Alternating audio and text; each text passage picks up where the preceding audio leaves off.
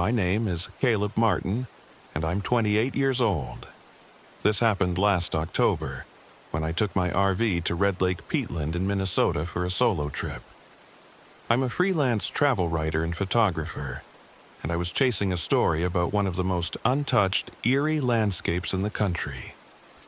I thought it would be just another job, a chance to snap some photos, write a poetic description of misty bogs, and call it a day. I couldn't have been more wrong. I arrived at the edge of the bog in the late afternoon. The narrow dirt road leading to the campsite was rougher than I expected, and the RV's tires sank slightly in the damp, muddy ground. The air felt heavy, laden with the smell of decaying vegetation and stagnant water. I parked where the road widened into a makeshift lot, unable to get closer to the marked trails. My plan was to hike in with my camera gear and come back to the RV to write notes at night. The first thing I noticed was the silence. No bird song, no rustling leaves, no wind. Just an oppressive stillness, broken only by the occasional squelch of my boots in the mud. I dismissed the unease gnawing at me and focused on setting up my camera. The light filtering through the mist was perfect, soft and golden, illuminating the strange otherworldly beauty of the bog.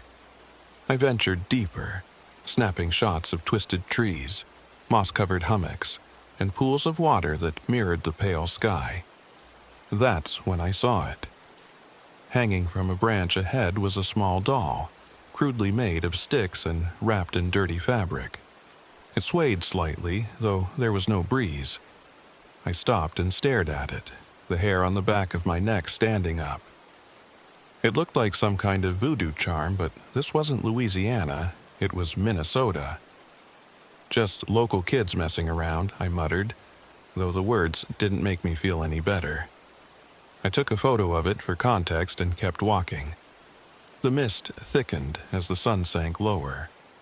I'd planned to head back before dark, but the trails seemed to twist and shift, leading me in circles. My GPS showed me moving in the right direction, yet I kept passing the same tree with the hanging doll. The logical part of my brain told me I was tired and misreading the landmarks, but a deeper, instinctual part of me felt watched. The first whisper came as I stopped to check my map. Caleb. My name, faint and drawn out, drifted through the mist. I froze, my breath catching. "Hello?" I called, turning in a slow circle. My flashlight beam cut through the fog, illuminating nothing but trees and water. "Caleb." It came again, from a different direction, closer this time. My pulse quickened. There wasn't supposed to be anyone else out here. The parking lot was empty when I arrived, and the nearest ranger station was miles away. I packed up my gear in record time and retraced my steps as best I could, refusing to look back at the whispering voice. By the time I reached the RV, the mist had swallowed the entire area. I locked the door behind me, pulled the curtains shut, and turned on every light I had. I told myself it was just my imagination, a mix of fatigue and isolation playing tricks on me. But when I reviewed the photos I'd taken, my stomach sank. Half the images were distorted, warped by static-like streaks that hadn't been visible in my viewfinder. And in one shot, the photo of the doll, there was something else. Behind the doll, half shrouded in the mist, stood a figure. A woman, her face obscured by a tangle of dark hair, her body draped in rags. She was turned toward the camera, her head tilted at an unnatural angle. I shut my laptop and poured myself a stiff drink, telling myself it was a trick of the light, a quirk of the lens. But the image was burned into my mind. The next morning, I decided to venture into town. The air outside was heavy and damp, and I couldn't shake the feeling that I was being watched. As I pulled out of the lot, an elderly woman flagged me down from the side of the road. She wore a long coat and a knit hat, her face lined with age but her eyes sharp. I rolled down my window and she leaned in, her gaze piercing. "You've been to the bog," she said. It wasn't a question. "Yes," I replied, uneasy. "I'm working on a story." She frowned, shaking her head. "You shouldn't be out there. That place isn't safe. It's cursed." I stiffened. "Cursed? You mean the doll I found?"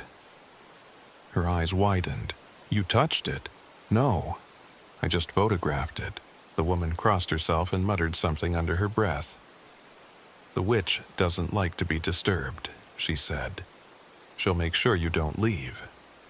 Before I could ask what she meant, she walked away, vanishing into the mist. By the time I returned to the bog that afternoon, the air was colder, the silence even more oppressive.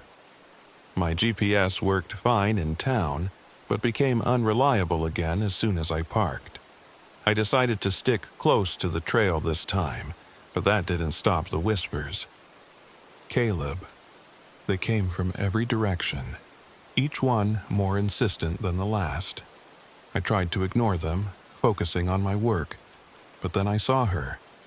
The figure from the photograph stood in the distance, her silhouette barely visible through the mist. She didn't move, but seemed to watch me, her presence pulling at something deep and primal in my chest. "Who are you?" I shouted, my voice trembling. She didn't answer. Instead, she raised a hand and pointed toward the water. Against my better judgment, I followed her gesture, stepping closer to the edge of the bog. The water was dark, reflecting nothing, and as I stared, shapes began to form beneath the surface. Faces, distorted, anguished, their mouths open in silent screams. I stumbled back, my heart pounding.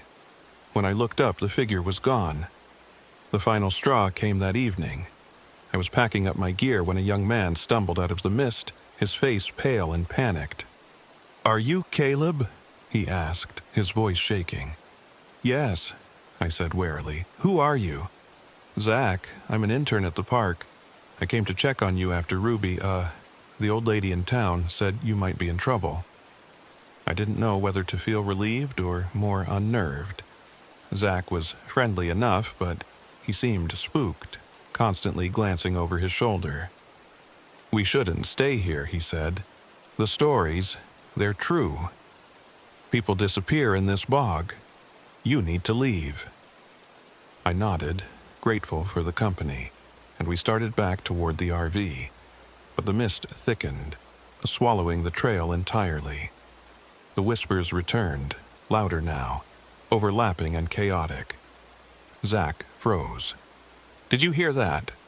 Before I could answer, a shadow moved in the corner of my vision. The woman stepped out of the mist, her hollow eyes locking onto Zach.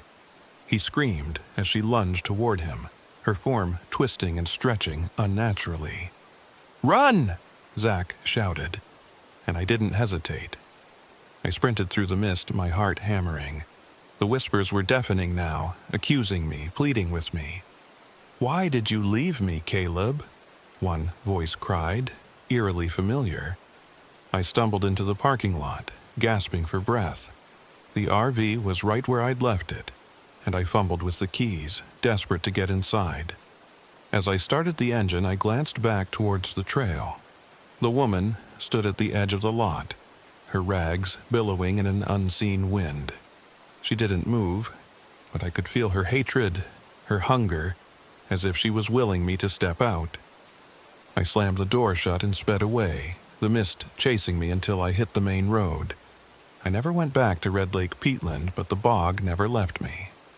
The photos I took that week are distorted beyond recognition, except for one. It's a clear shot of the woman standing in the water, her eyes fixed on the camera. Sometimes, late at night, I hear her voice. It's faint, but it's always there, whispering my name. And I know, deep down, that the bog is still waiting for me to return.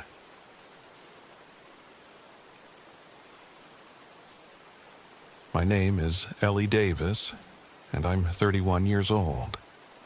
This happened in October, deep in Chippewa National Forest, Minnesota. I was alone on what was supposed to be a week-long research trip for my job as a wildlife biologist. What I experienced out there is something I still can't explain. I'm sharing this because someone needs to hear it. Someone needs to know the truth about what's in those woods. I had driven my RV up to a remote site near Pimishee Lake, far from the usual tourist trails. The air was cool and crisp, the kind of weather that made me feel alive. I'd been studying declining wolf populations in the area and had planned to set up motion-triggered cameras along the trails. Wolves were elusive, but I'd always had patience. Alone time in the wilderness was something I craved, and it had never bothered me before. But from the moment I arrived, something felt wrong. The first night was uneventful, though colder than I expected. I woke in the middle of the night to silence. Not the usual peaceful stillness of the woods, but an oppressive, unnatural silence, as if the forest itself was holding its breath. I brushed it off. Maybe I was just jumpy from the long drive. But the feeling lingered. The second night, my RV's generator failed. I had plenty of fuel, but it simply wouldn't turn on. I fiddled with it for hours to no avail, eventually resorting to candles and my headlamp. The darkness outside pressed against the windows, thick and heavy. Around midnight, I heard it for the first time. A low growl, distant but distinct. It wasn't the howl of a wolf or the bark of a coyote. It was deeper, almost guttural. I grabbed my flashlight and peered out into the trees, but the beam barely penetrated the shadows. Nothing moved.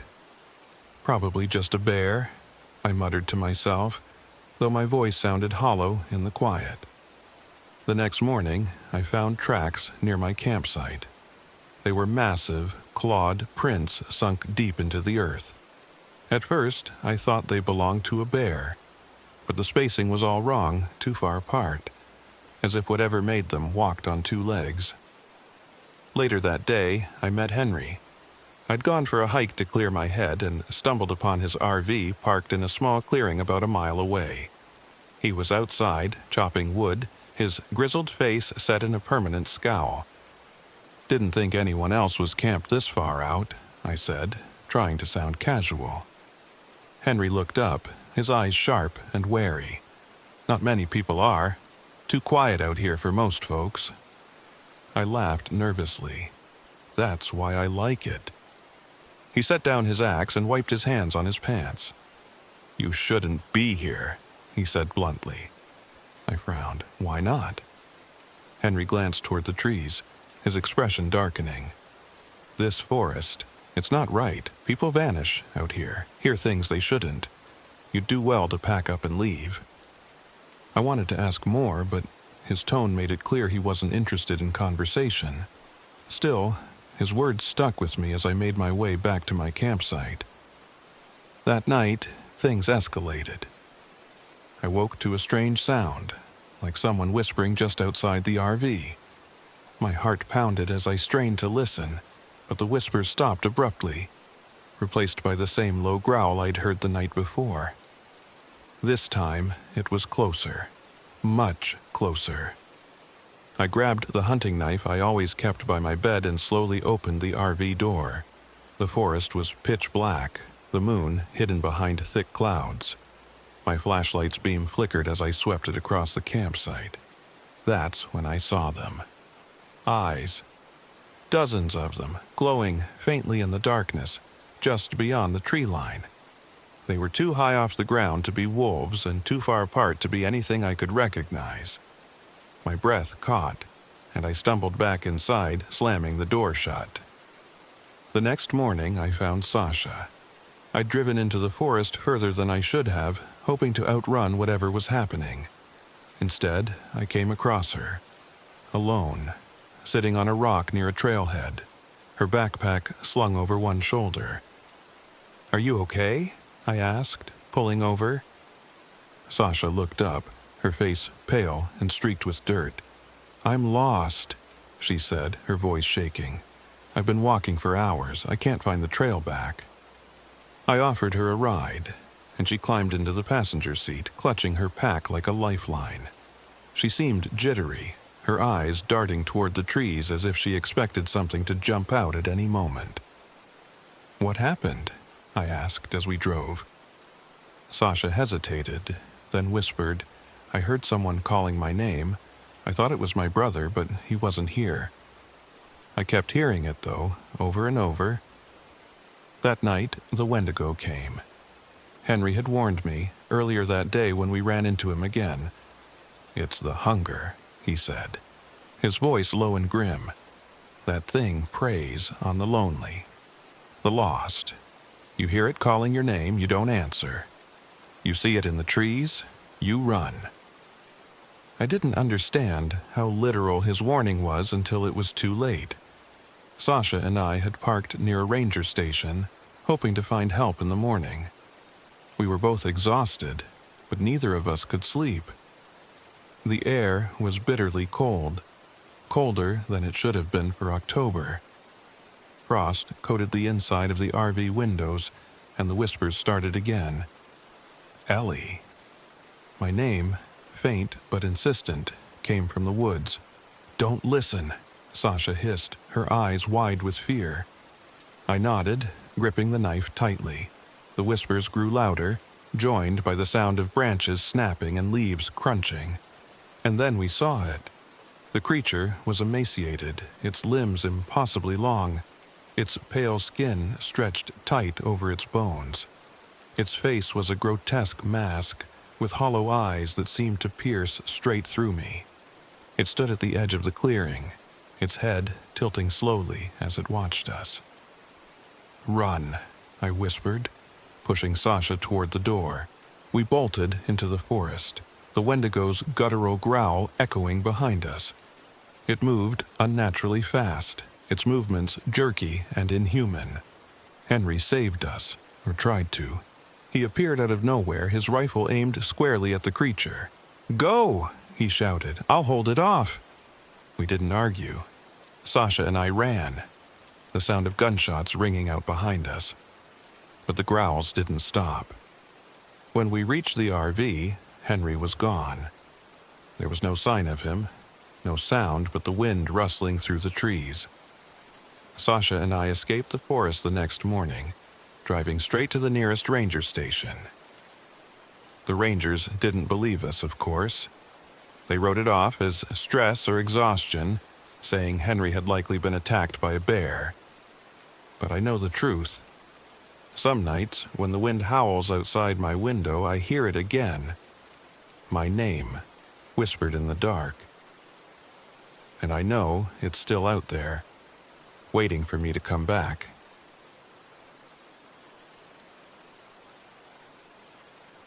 My name is Derek, and I'm 36 years old. This happened in July, when my wife, Lila, our 12-year-old daughter, Kara, and my younger brother, Matt, decided to camp in Paul Bunyan State Forest, Minnesota. What started as a peaceful family getaway turned into a nightmare. One I still wake from in a cold sweat, hearing Kara's voice calling from the woods. It was my idea to camp there. I'd read about its rugged trails and unspoiled beauty, a perfect escape from our busy lives.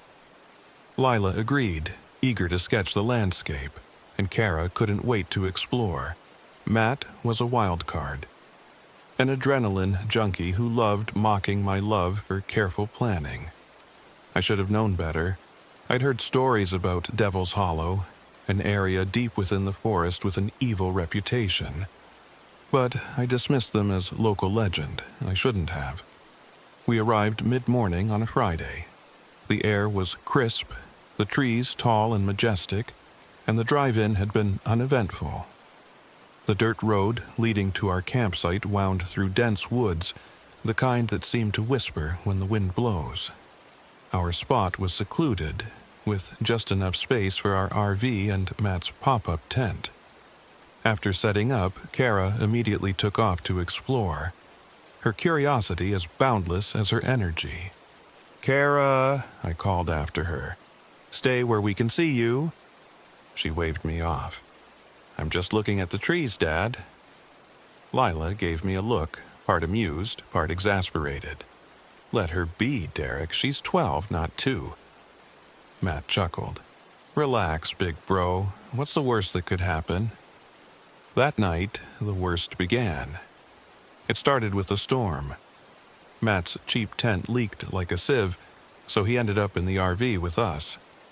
He grumbled, blaming me for his misery because I'd picked the middle of nowhere for our trip. Lila ignored him, sketching by flashlight. Kara lay curled up on the RV's bench seat, fast asleep. Around midnight, I woke to the sound of footsteps. At first, I thought it was Kara heading to the bathroom, but when I checked, she was still sleeping. The footsteps were outside, circling the RV, slow and deliberate. I froze, straining to hear over the pounding rain. "Do you hear that?" I whispered to Lila. She nodded, her eyes wide. "It's probably an animal," she said, though her voice wavered.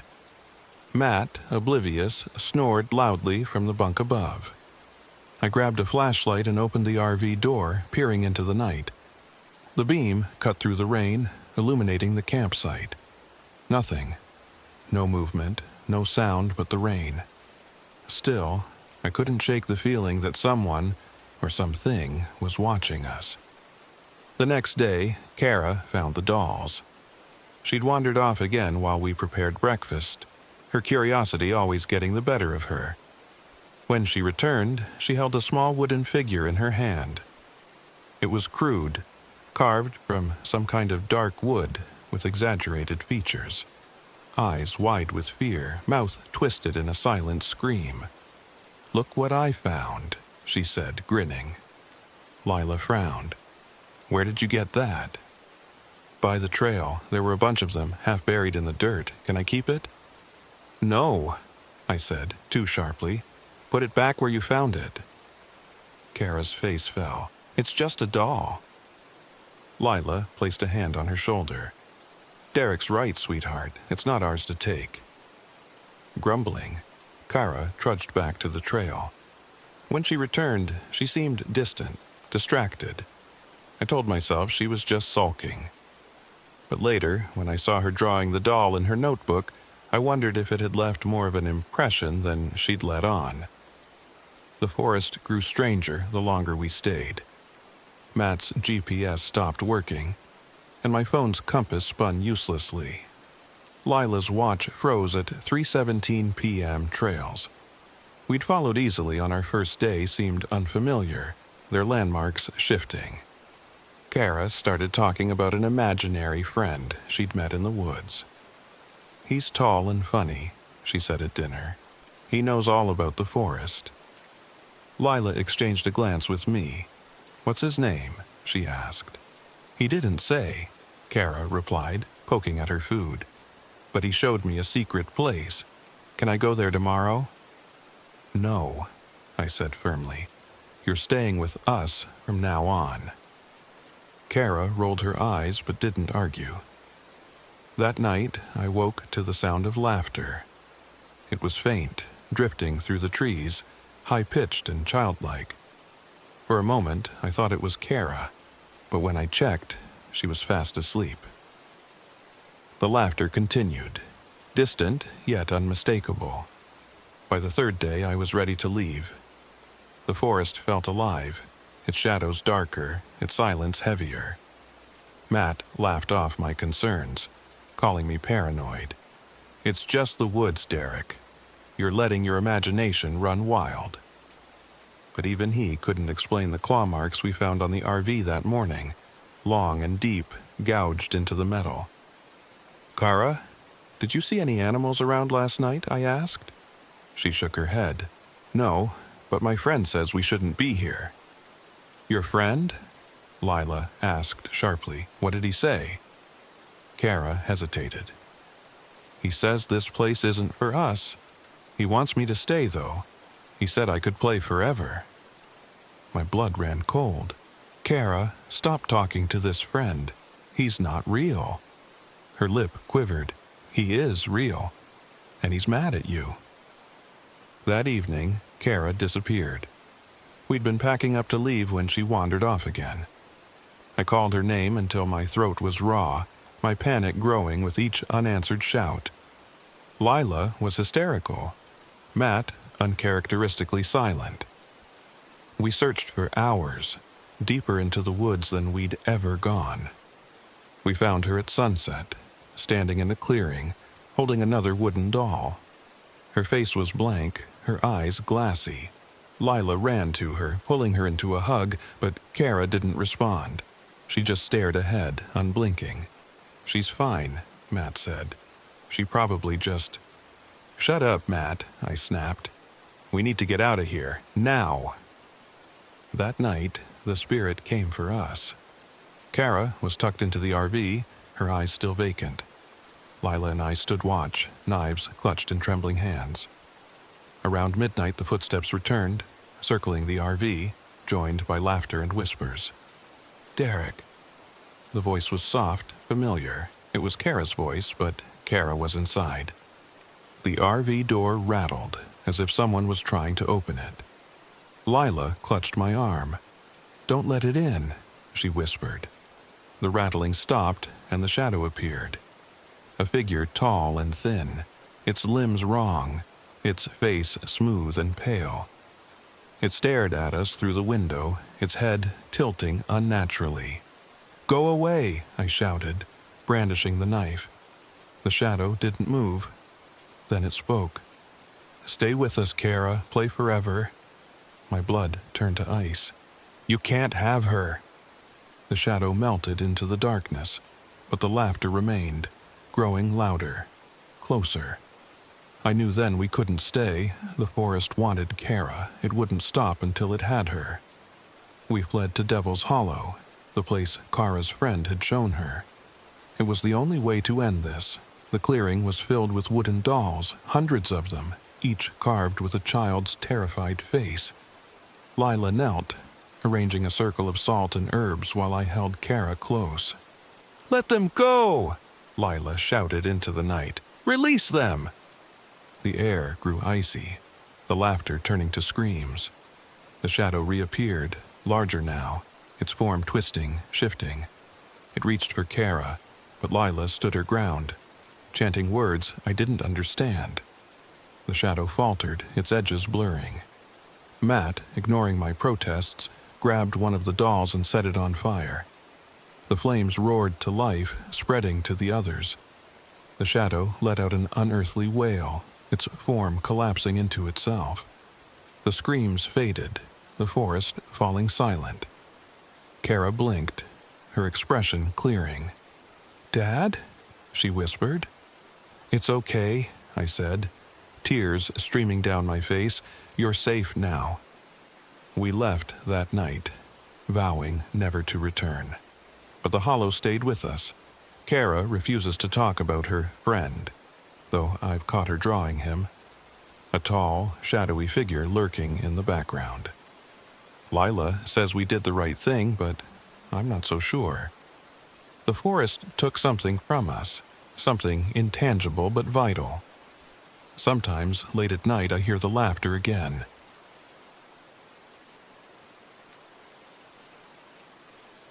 This happened in late November, during the last stretch of a solo photography trip I'll never forget. My name is Grant Miller, and I'm 40 years old. I've spent most of my adult life chasing the perfect shot, the kind of photo that makes people stop and see the world differently, but over the last few years the spark has been fading. The photographs all felt the same, and I started to wonder if my best work was behind me. That's why I went to Red Lake Wildlife Management Area, a sprawling wetland in northwestern Minnesota. I'd heard it was stunning, a place where nature seemed untouched by time. I wanted isolation, inspiration, and maybe a few shots to reinvigorate my portfolio. What I found instead was something I still can't explain. I pulled into the park late in the afternoon. The lot was empty except for a small rusty sedan near the visitor kiosk. A middle-aged man with a worn jacket and a trucker cap stood leaning against it, sipping from a thermos. "You heading into the marshes?" he asked as I stepped out of my RV. His voice had a rough edge. the kind that comes from years of cigarettes or shouting into the wind. "Thinking about it," I said, grabbing my camera bag. He squinted at me, his lips pressing into a thin line. "Be careful out there. Strange things happen in those wetlands, especially this time of year." "What kind of strange things?" "The kind you don't want to meet. Ever hear about the Devil's Song?" I shook my head, half smiling. "Nope, but it sounds like the setup to a good campfire story." His expression didn't change. "It ain't a story. Folks around here know better than to listen. If you hear music, you walk the other way. And if you see something following you..." He trailed off, shaking his head. "Well, it's best not to see it at all." I laughed nervously, more out of politeness than amusement, and thanked him for the warning. As I drove into the park, his words lingered in my mind. I found a secluded spot near the wetlands to park the RV. The view was breathtaking. Reeds swaying gently in the breeze, the golden light of sunset reflecting off the still water. The marsh stretched out like a painting, dotted with clusters of skeletal trees that reached for the sky like twisted fingers. I set up my gear and snapped a few photos as the sun dipped lower. The camera felt good in my hands, familiar and grounding. For a moment, I forgot about the man's warning and lost myself in the work. But as twilight deepened, the stillness of the marsh began to unnerve me. There was no wind, no chirping of crickets or rustling of small animals. Just an oppressive silence, broken only by the occasional splash of water too far away to see. That's when I heard it. A melody, soft and distant, drifting through the air like smoke. It was hauntingly beautiful, the kind of sound that pulls at something deep inside you. At first, I thought it was coming from a bird, or maybe someone playing music at another campsite. But as I listened, I realized it wasn't coming from any one direction. It was all around me. I dismissed it as my imagination and went to bed early, but the melody followed me into my dreams. I woke in a sweat, the song echoing in my ears like the hum of a tuning fork. The next morning, I shook it off and decided to hike deeper into the marshes. If I could capture the stillness, the isolation of this place, maybe it would spark something in me. As I trudged through the reeds, the melody returned, faint but unmistakable. It sounded different this time, almost familiar. The further I walked, the clearer it became, weaving together fragments of music from my past. The lullaby my grandmother used to sing. The song my ex-wife played on repeat when we first started dating. By the time I reached a clearing in the wetlands, the melody had grown louder. It was no longer just a sound, it was a presence, pressing against me like an invisible hand. That's when I saw him. A figure stood at the edge of the clearing, tall and thin, with no discernible features. His form seemed to shimmer, like heat rising off pavement. "Hello?" I called, my voice cracking. The figure didn't move. I fumbled for my camera, snapping a few shots to prove to myself later that this was real. But when I lowered the lens, the figure was gone. Back at the RV, I reviewed the photos. The figure wasn't there. Every shot showed the clearing exactly as it had been. Empty. Desolate. Untouched. That night, the melody grew louder. It didn't just float through the air this time, it invaded the RV, vibrating through the walls like the hum of a distant engine. I tried covering my ears, but it didn't help. Then the fog started. It rolled in thick and fast, wrapping around the RV until I couldn't see a foot beyond the windows. Shapes moved within it, flickering like shadows on a screen. My heart pounded as I caught glimpses of something tall and angular, circling the RV. I stayed inside all night, too scared to move. The next morning, I found footprints in the mud. They weren't mine. They were too large, too deep, as though something impossibly heavy had walked through the clearing. I decided to leave, but when I turned the key in the ignition, the engine sputtered and died. I tried again and again, but the RV wouldn't start. The melody swelled, a taunting, mocking sound that seemed to laugh at my frustration. With no other options, I grabbed my gear and headed back into the wetlands, hoping to find help, or at least a signal for my phone. The deeper I went, the stranger things became. The reeds seemed taller, the water darker, the trees more gnarled. The air grew heavy, making each step feel like wading through thick mud.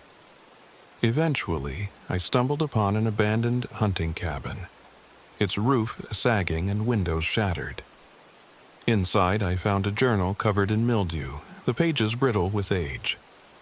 The entries were written in a shaky hand, detailing the story of a hunter who had come to the marshes decades ago. He'd heard the melody, just as I had, and followed it to its source. A deal with something he called the shadowman. The melody promised success, fame, everything the hunter desired, but the cost was his soul. The final entry read, "He follows me now. I hear the song every day. I am his, and soon you will be too." I heard a creak behind me and froze. Turning slowly, I saw the shadow man standing in the doorway. He was taller now, more solid, his featureless face tilted as though he were studying me. The melody swelled to a deafening crescendo as he stepped closer, his long, spindly fingers reaching out. "No!" I shouted, stumbling backward. I grabbed a flare from my bag and struck it, the red light casting eerie shadows across the cabin. The shadow man recoiled, his form flickering like a dying flame. Without thinking, I ran. The melody chased me through the marshes, twisting and warping into something monstrous. It wasn't music anymore. It was a scream, a cacophony of voices clawing at my mind. I reached the edge of the wetlands and saw it. A gnarled tree rising from the water, its bark blackened and twisted. The melody seemed to emanate from it, vibrating through the air like a pulse. With shaking hands, I struck another flare and hurled it at the tree. The flames caught instantly, racing up the trunk as the shadow man appeared at its base, writhing in agony. The song shifted into a final, piercing wail before falling silent. I staggered back to the RV, half expecting it to still be dead. But when I turned the key, the engine roared to life. As I drove away, I glanced in the rearview mirror and saw the flames still burning in the distance. The melody was gone, but the silence it left behind was almost worse. Even now, I sometimes hear faint echoes of that song in the back of my mind. And when I do, I drive faster.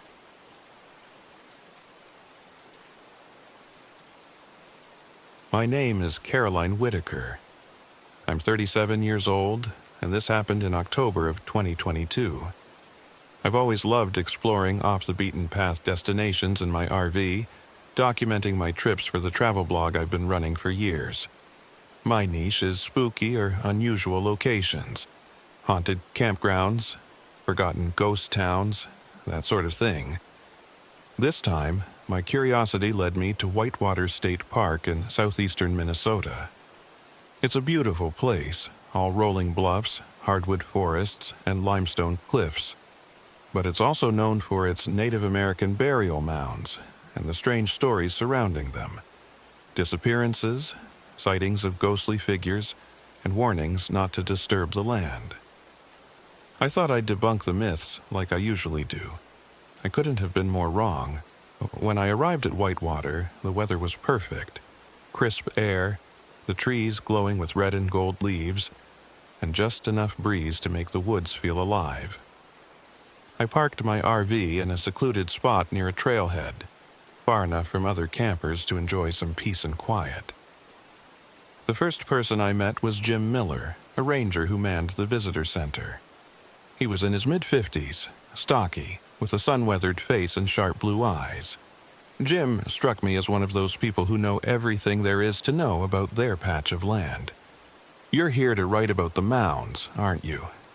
he said, eyeing the camera slung around my neck. I smiled. "You caught me." Jim frowned, leaning on the counter. "You do well to leave them alone. The mounds aren't just old dirt, they're sacred. And folks who mess with them, well, things tend to go wrong." "Things like what?" Jim hesitated, glancing out the window as if he expected someone to overhear. "Strange noises, people getting lost, sometimes worse. Last year, a college kid went missing after camping near Spirit's Rise.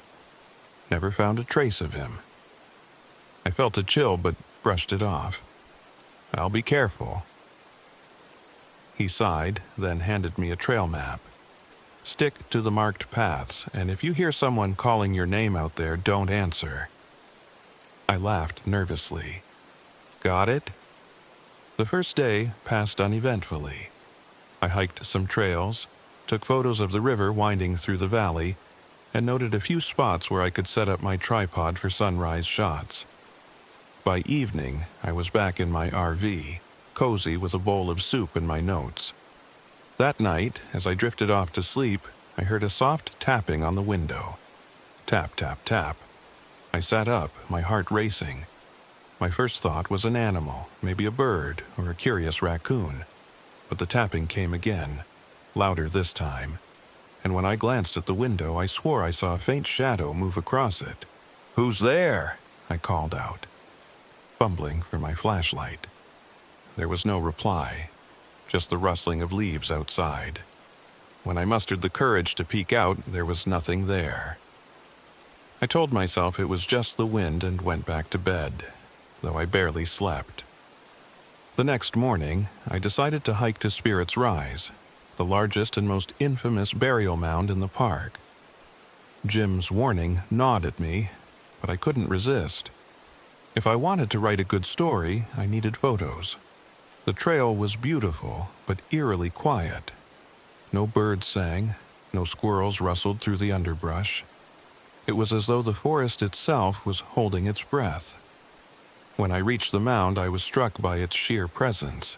It wasn't just a hill, it felt alive, as though the ground was pulsing faintly beneath my feet. A ring of old oaks surrounded it, their twisted branches casting long shadows. I raised my camera to take a photo, but the screen flickered and went black. I muttered a curse, fiddling with the buttons, but it wouldn't turn back on. That's when I heard the whisper. "Caroline." It was faint, barely audible over the breeze, but unmistakable. My name. I spun around, searching for the source, but the trail was empty. "Hello," I called out, my voice shaky. No answer. Feeling a sudden wave of unease, I turned and hurried back down the trail, my boots crunching loudly on the gravel. But the further I walked, the more the path seemed to change. The twists and turns didn't match what I remembered. My GPS showed nothing but a spinning icon. By the time I found my way back to the RV, the sun was low in the sky, and my nerves were shot. I tried to shake off the fear, focusing instead on making dinner and organizing my notes. But that night the knocking came again. Tap, tap, tap. This time it was on the door. I froze, gripping the edge of the table. "Who is it?" No reply. Just another knock, louder this time. My hand trembled as I grabbed the flashlight and swung the door open. The beam of light cut through the darkness, illuminating nothing.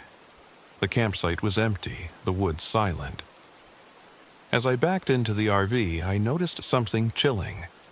A single handprint on the window. Small, like that of a child.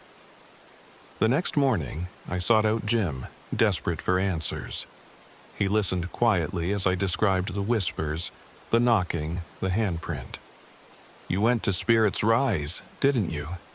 he said, his voice flat.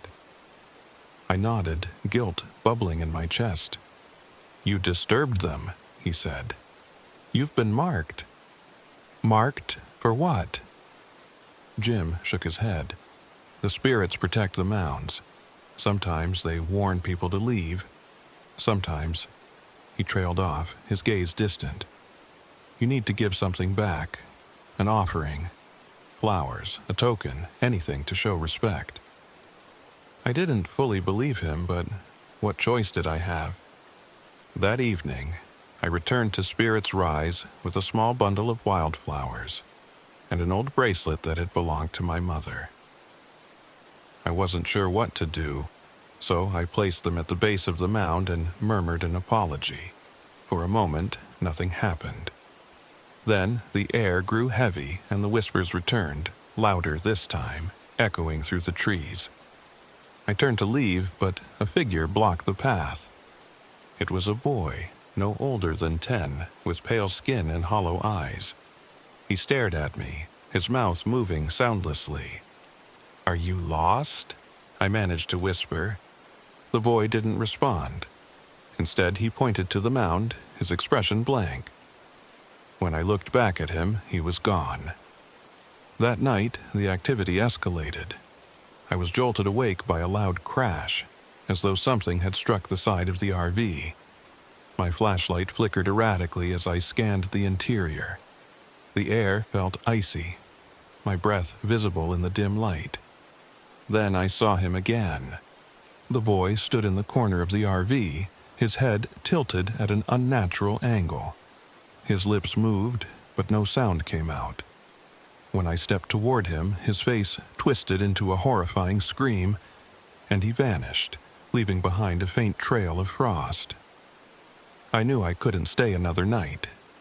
At dawn, I packed up and tried to start the RV, but the engine wouldn't turn over. Panicking, I grabbed my map and decided to hike back to the visitor center, hoping to find Jim. But the forest had other plans. The trail warped around me, the trees pressing closer, their branches clawing at my jacket. The whispers became a cacophony, drowning out my thoughts. And then I saw it, a clearing filled with old belongings, rusted lanterns, broken tents, and even a weathered RV overtaken by moss. In the center stood a stone altar, dark and slick, as though something had recently been spilled there. The boy's voice cut through the chaos. "Help me!" He stood by the altar, his pale hand reaching out. I wanted to run, but my feet carried me forward. As I approached, the air grew colder, and a shadow began to rise from the altar. It was tall, featureless, and radiating a malevolent energy that made my chest tighten. The boy disappeared, replaced by the shadow, which advanced on me, its form shifting like smoke. Heart pounding, I fumbled in my bag and pulled out the bracelet I'd brought earlier. Holding it high, I shouted, "I'm sorry, please take it." The shadow paused, its form wavering. Slowly, it retreated, dissolving into the cold air. The whispers faded. When I stumbled back to the visitor center hours later, Jim was gone. Another ranger told me there hadn't been a Jim Miller on staff in years. A plaque near the entrance listed his name. He'd vanished in the woods decades ago, presumed dead. I left Whitewater that day, swearing never to return. But sometimes, late at night, I still hear the tapping.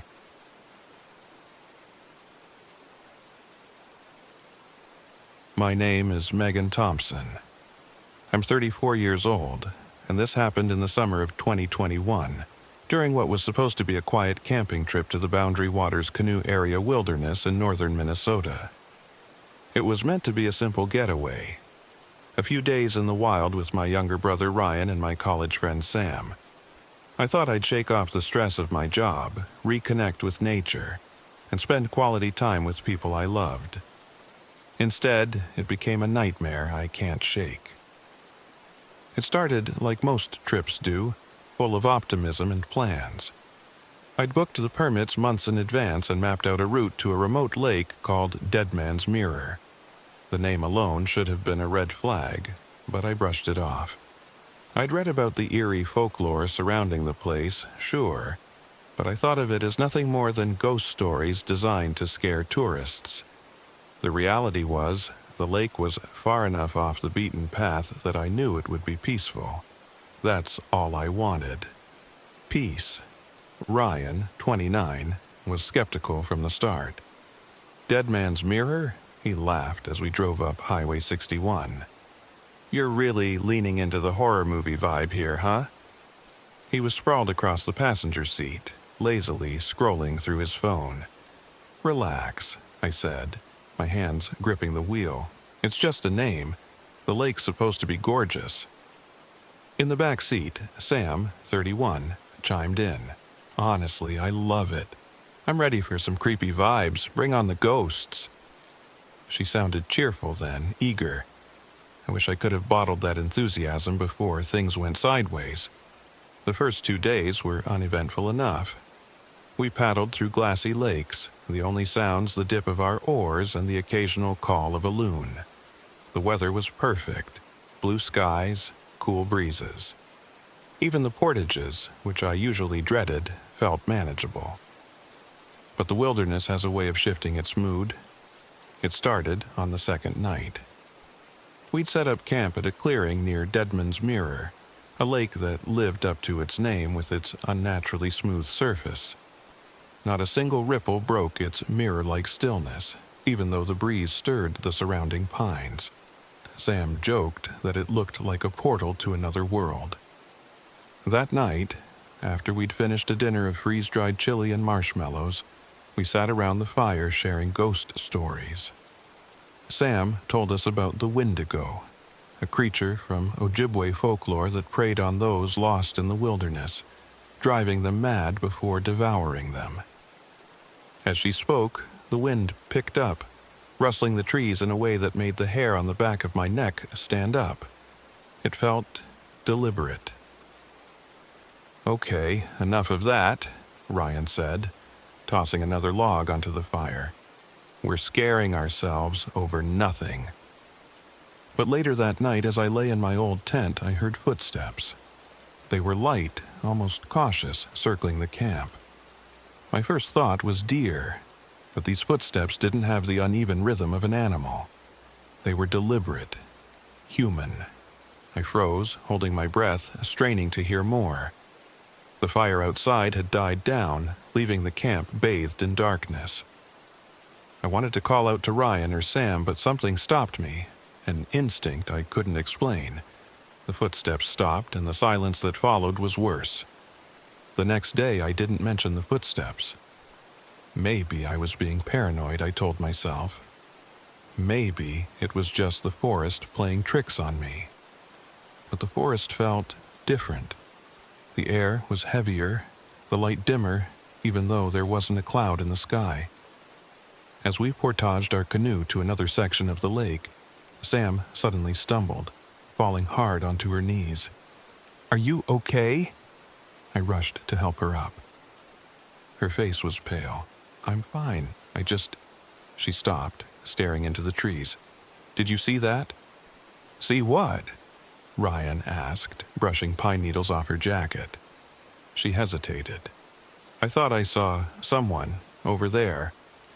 She pointed to the dense forest where the shadows were too thick to make out anything. Ryan rolled his eyes. "It's just the trees, Sam. Relax." But I couldn't shake the feeling that she was right. That evening, things escalated. We were sitting around the fire again, trying to keep things light, when I noticed a fox at the edge of the clearing. At first, it seemed normal enough, just standing there, its orange fur glowing faintly in the firelight. But as I watched, I realized it wasn't moving. It was staring at us, unblinking for far too long. Ryan tried to scare it off, shouting and waving his arms. The fox didn't flinch, it just turned and disappeared into the woods.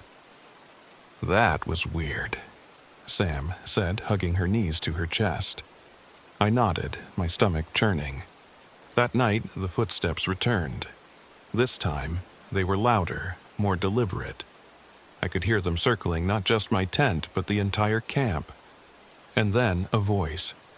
"Megan!" It was faint, almost a whisper, but unmistakable. My blood turned to ice. "Megan, come here!" It was my voice. I bolted upright, my hands trembling as I unzipped the tent. The camp was empty except for the dying embers of the fire. I scanned the clearing, my flashlight trembling in my hand, but nothing moved. The forest was silent again, but the feeling of being watched was overwhelming. The next morning, I told Ryan and Sam what I'd heard. "That's it," Sam said, her voice shaking. "I want to leave. Today." "Seriously?" Ryan scoffed. "It's just the wilderness messing with your head. We're fine." "We're not fine," Sam snapped. "Something's out there, Ryan. Something's watching us." I didn't want to believe her, but deep down, I knew she was right. By the time we packed up camp and started paddling back, the wilderness seemed to conspire against us. A thick fog rolled in, so dense we could barely see the shoreline. The compass I'd brought spun uselessly, its needle twitching erratically. "We're going in circles," I said, my voice tight with panic. "No, we're not," Ryan argued, but he didn't sound convinced. The shoreline shifted as though the lake was alive, rearranging itself to trap us. Every time we thought we were making progress, we'd end up back at the same spot. That's when we heard the laughter. It was faint at first, carried on the wind, but it grew louder, closer, until it was unmistakable. Children's laughter echoing across the water. "There's no one out here," Sam whispered, her face pale. The laughter stopped abruptly, leaving an oppressive silence, and then the whispers began. By nightfall, we'd given up trying to escape. Exhausted and terrified, we set up camp at the same clearing we'd started from. The forest came alive around us. Shadows moved at the edges of the firelight, shapes too large and too fluid to be animals. A low growl echoed from somewhere deep in the woods. And then we saw it. At first, it looked like a man, tall and gaunt, standing just beyond the firelight. But as it stepped closer, its shape shifted. Its limbs grew longer, its face stretching into something inhuman. Its eyes were hollow, glowing faintly with an unnatural light. Sam screamed, and Ryan grabbed the hatchet we'd brought for firewood, brandishing it uselessly. The creature didn't attack. It just stood there, watching us, tilting its head like a curious animal. I remembered the legend Sam had told by the fire. The wendigo. A creature that preyed on fear, feeding on the weak and desperate. I had to do something. In a moment of desperation, I grabbed my camera, the one thing I'd brought to document the trip, and hurled it into the lake. The creature paused, its glowing eyes following the splash.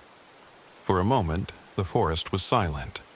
Then, it retreated into the shadows, disappearing as quickly as it had appeared. We didn't sleep that night.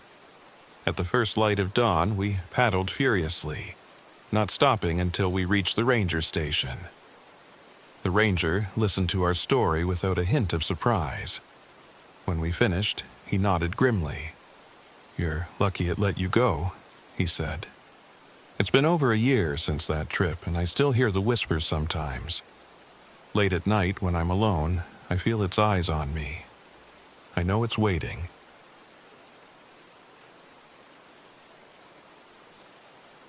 My name is Ellie Carter. I'm 41 years old, and this happened in September of 2022 during what was supposed to be a peaceful solo trip to Tedo State Park in Minnesota. I've been camping for most of my adult life, first with my husband, Peter, and later on my own after he passed last year. Tedo was our favorite spot, especially in the fall, when the leaves along the cliffs turned fiery red and gold.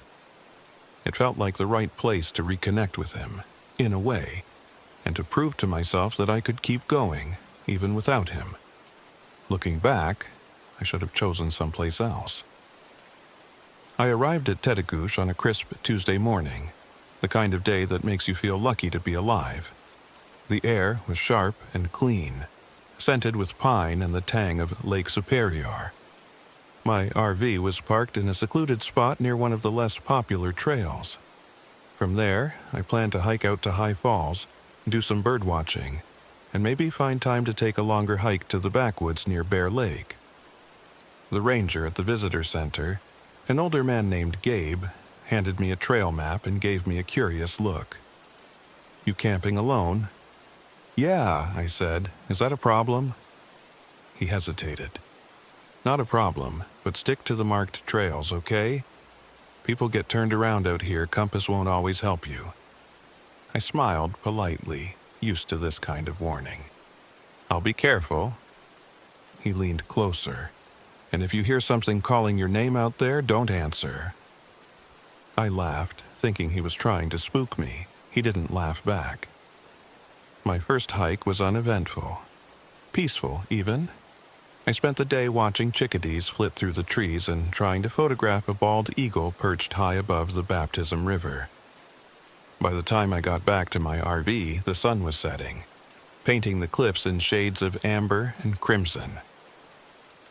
That first night, I cooked a simple meal on my portable stove and stretched out with a book. It was quiet, just the way I liked it, until the knocking started. It was faint at first, so soft I thought I imagined it.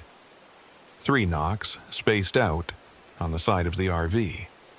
I froze, listening. My first thought was an animal, maybe a deer or raccoon, but then it came again, louder this time. 3 deliberate knocks. "Hello?" I called out, feeling foolish. "Is someone there?" No answer, just the faint rustle of the wind in the pines. I turned on the exterior lights and peered out the window, but there was no one there. No footprints in the dirt. Nothing. I told myself it was the wind, even though I knew better. The next morning, I shook off the unease and headed out for the longer hike to Bear Lake.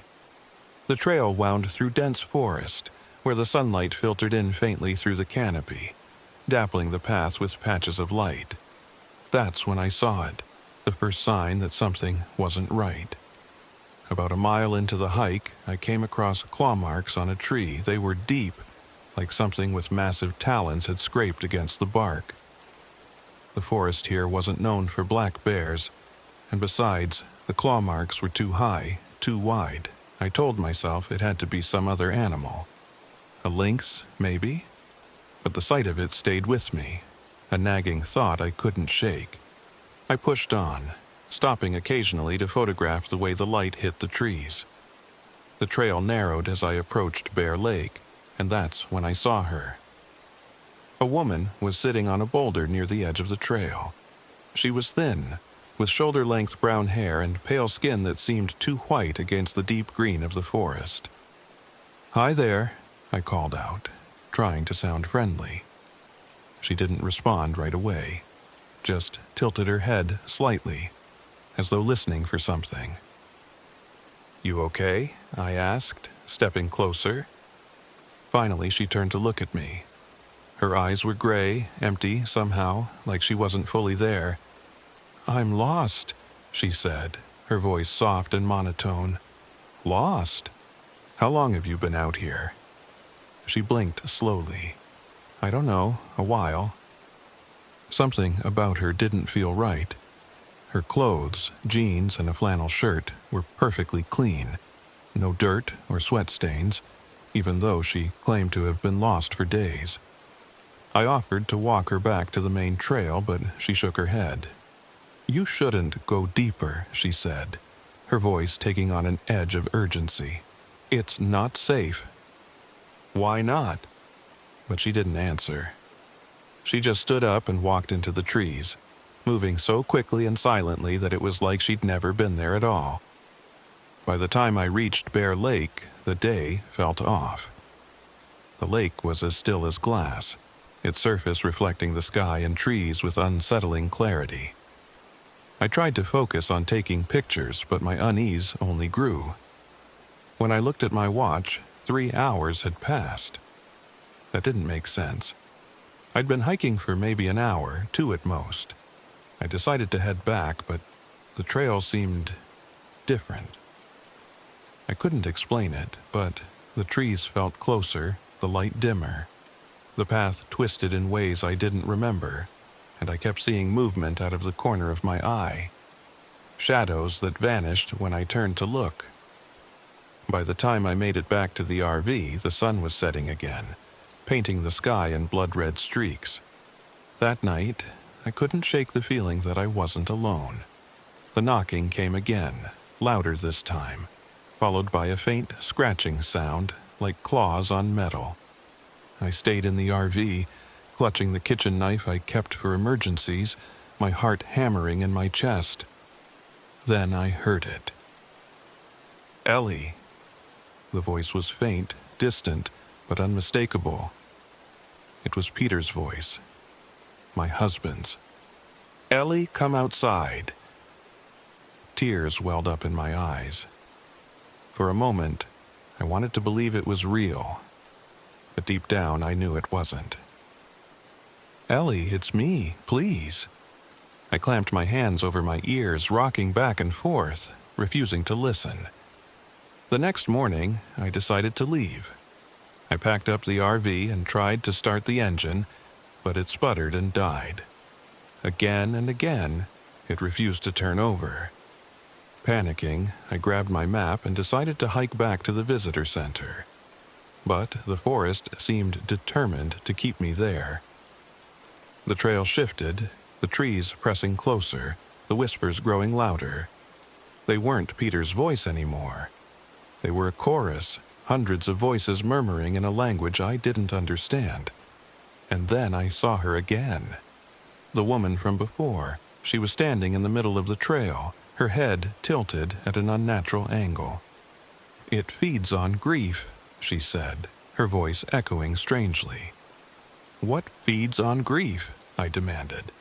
But before she could answer, her body began to disintegrate, crumbling into ash that was carried away on the wind. That night was the worst. I couldn't sleep, couldn't eat. The knocking came again, this time so loud it shook the RV. The whispers were everywhere, surrounding me, filling my ears. And then I saw it. A figure standing just outside the window. It was tall and impossibly thin, its limbs too long, its face a blank, featureless mask. It didn't move, it just stared. The final straw came when I stumbled upon a clearing filled with abandoned belongings. Rusted tents, broken camping gear, even an old RV, its windows shattered and frame overtaken by moss. In the center was an ancient stone altar, slick with something dark and wet. A single voice called out louder than the others, Peter's voice. Ellie, please. We can be together again. I knew it wasn't him, but I was so tired, so broken. I stepped toward the altar, tears streaming down my face. But then I remembered. I pulled the locket from around my neck, the one that held Peter's photo, and hurled it at the altar with all my strength. The moment it struck, there was a blinding light followed by a deafening silence. When I came to, I was lying on the side of the main road. Gabe was there, shaking me awake. Ellie, he said, his voice laced with concern, what the hell happened to you? I couldn't answer. I just climbed into the RV, which now started without a hitch, and drove away. I haven't been back to Tedo since. But sometimes, late at night, I hear the faintest sound of knocking, and I know the forest hasn't forgotten me.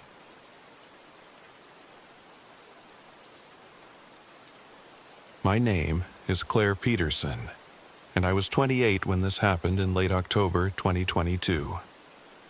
I've always considered myself a rational person. As a freelance journalist, I've spent years chasing stories about ghosts, cryptids, and haunted places. Most of the time, these stories amount to nothing but overactive imaginations or cleverly planted hoaxes. That's what I thought would happen when I decided to investigate Devil's Hollow. I'd first heard about the place from a Reddit thread on urban legends in Wisconsin and Minnesota. The name popped up several times. An abandoned section of Black River State Forest, where hikers reported strange symbols carved into trees, unnatural noises, and even sightings of a horned figure. Locals said it was cursed, that rituals had been performed there long ago to summon something dark. I wanted to write a feature on modern-day folklore, and Devil's Hollow seemed like the perfect subject. It wasn't far from where I was staying, and I had my RV so I could camp overnight to immerse myself in the story. What I didn't realize was that I wouldn't leave that hollow the same person I was when I arrived. I parked my RV at the end of a dirt trail that was barely visible through the thick trees. The forest was quiet, too quiet. There were no birds, no rustling leaves, just the faint whisper of the wind and the creak of the trees. I grabbed my gear, a flashlight, camera, and notebook, and set off toward the hollow. The trail was narrow and overgrown, the ground soft and damp beneath my boots. As I walked, I noticed the trees seemed to lean inward, their gnarled branches reaching toward each other like skeletal fingers. The deeper I went, the heavier the air became, as though the forest itself was pressing down on me. After about an hour, I found it, a small clearing with a moss-covered stone altar at its center. The altar looked ancient, its surface blackened by scorch marks. Around it, the ground was barren, as though nothing dared to grow there. Strange symbols were carved into the stone, spirals, triangles, and shapes that looked almost like runes. I snapped a few photos, making careful notes about the markings. That's when I heard it. At first, I thought it was the wind, but as I listened, I realized it was something else. Chanting. Faint and low, carried on the breeze. It seemed to come from deeper in the forest, though I couldn't see anyone. My heart raced, but I told myself it was just my imagination, or maybe the sound of distant hikers. I spent a couple of hours exploring the area, documenting claw-like marks on nearby trees and scorch patterns on the rocks. Just as the sun started to dip below the horizon, I stumbled across something buried near the altar. A weathered, leather-bound diary. Its cover was damp, the pages stained and yellowed with age, but the words inside were still legible. The entries were written by a man named John, who had camped in Devil's Hollow decades ago. At first, he described it as a place of eerie beauty, but as the days went on, his tone grew frantic. He wrote about hearing whispers at night, seeing shadowy figures in the trees, and feeling an oppressive presence watching him. One of the last entries read, "The spiral marks the place of power. I can't escape it. It watches from the trees. I hear it breathing." I felt a chill crawl down my spine.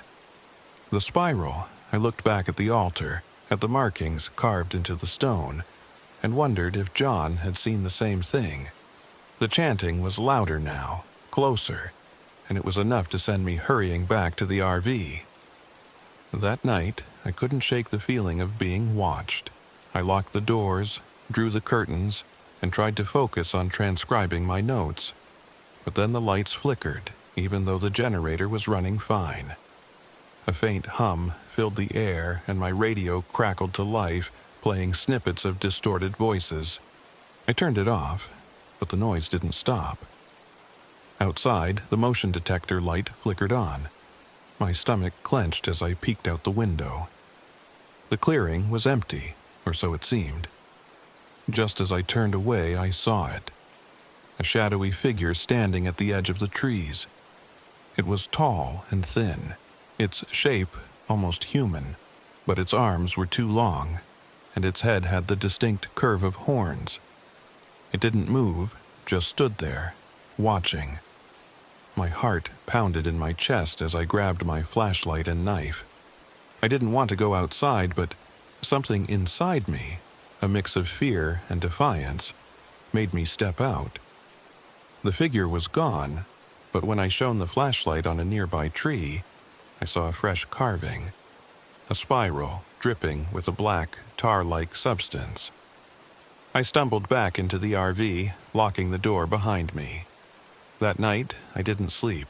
I stayed up, clutching my knife, jumping at every creak and groan of the RV. The next morning, I knew I had to leave. But before I could pack up, I felt an inexplicable pull to go back to the altar.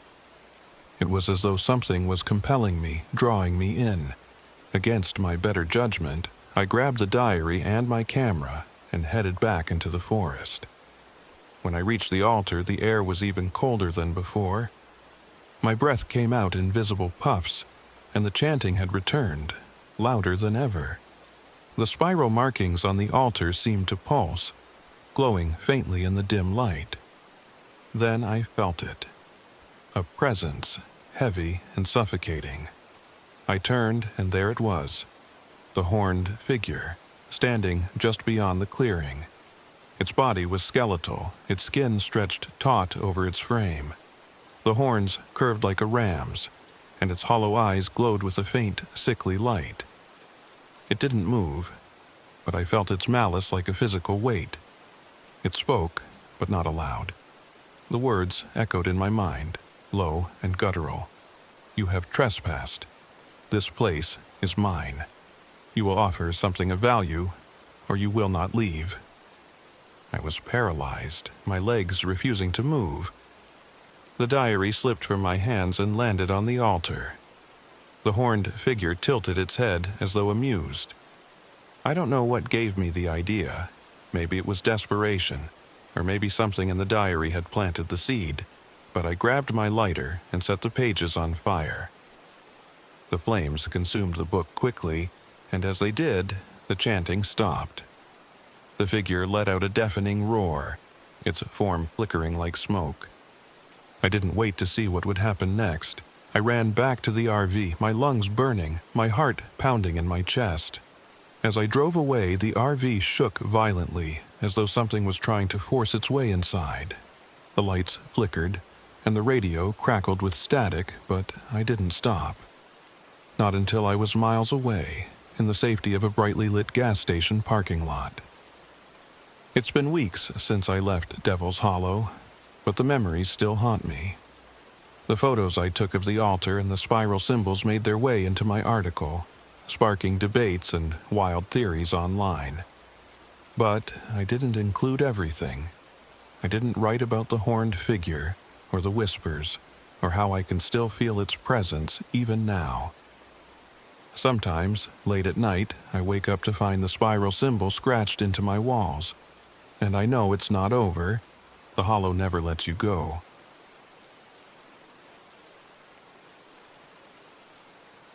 My name is Katie Rivers, and I was 15 when this happened in the summer of 2018. At the time, I thought the worst part of the trip would be being stuck in the middle of nowhere with my family and no Wi-Fi. Turns out, I was wrong. So wrong. What happened in Chippewa National Forest wasn't just weird, it was terrifying. It started with Dad's brilliant idea to take us camping. He wanted to reconnect as a family, which meant cramming me, my 7-year-old brother Ethan, and Mom into our RV and heading to the woods. Dad's name is Tom, by the way. He's a former Boy Scout who still believes duct tape and a multi-tool can fix anything. Mom, Sarah, was less enthusiastic about the trip, though she didn't say much. She had this way of pursing her lips when she was worried, and they were tight as piano strings from the moment we left. We drove hours into the forest, farther than I thought was necessary. It was hot, sticky, and smelled like pine sap and mildew. Eventually, we found this clearing off some barely there dirt road. There were no other campers. No ranger station. Just trees and silence. Dad clapped his hands. Perfect spot. I rolled my eyes. Perfectly creepy, you mean? Come on, Katie, he said. It's an adventure. Ethan was already bouncing around, excited to explore. That's my little brother. Quiet one second, full of energy the next. I helped unpack while Dad fiddled with the generator, which kept sputtering and dying. He muttered something about needing to tinker with it later. That first night, I couldn't sleep. Not because of the crickets or the distant rustling, but because of the weird, heavy feeling in the air. It pressed on me, like a weight on my chest. I told myself I was being paranoid. It was just the isolation, right? But then Mom, who was always calm, woke up around midnight and just sat there, staring out the RV window like she was listening for something. The next day, Ethan found the doll. It was mid-morning, and we were setting up a fire pit when Ethan came running out of the woods holding this small, handmade figure.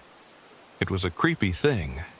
Just a few twigs tied together with bits of fabric, but it had this unsettling human shape. "Look what I found," he said, smiling like he'd found treasure. "I'm gonna call him Silas." Mom froze. "Where did you find that?" Ethan pointed to the edge of the forest. "By the big tree over there." Mom tried to take the doll from him, but Ethan clutched it tightly. "No, Silas is mine." Dad laughed it off. "It's just a doll, Sarah. Let him have his fun."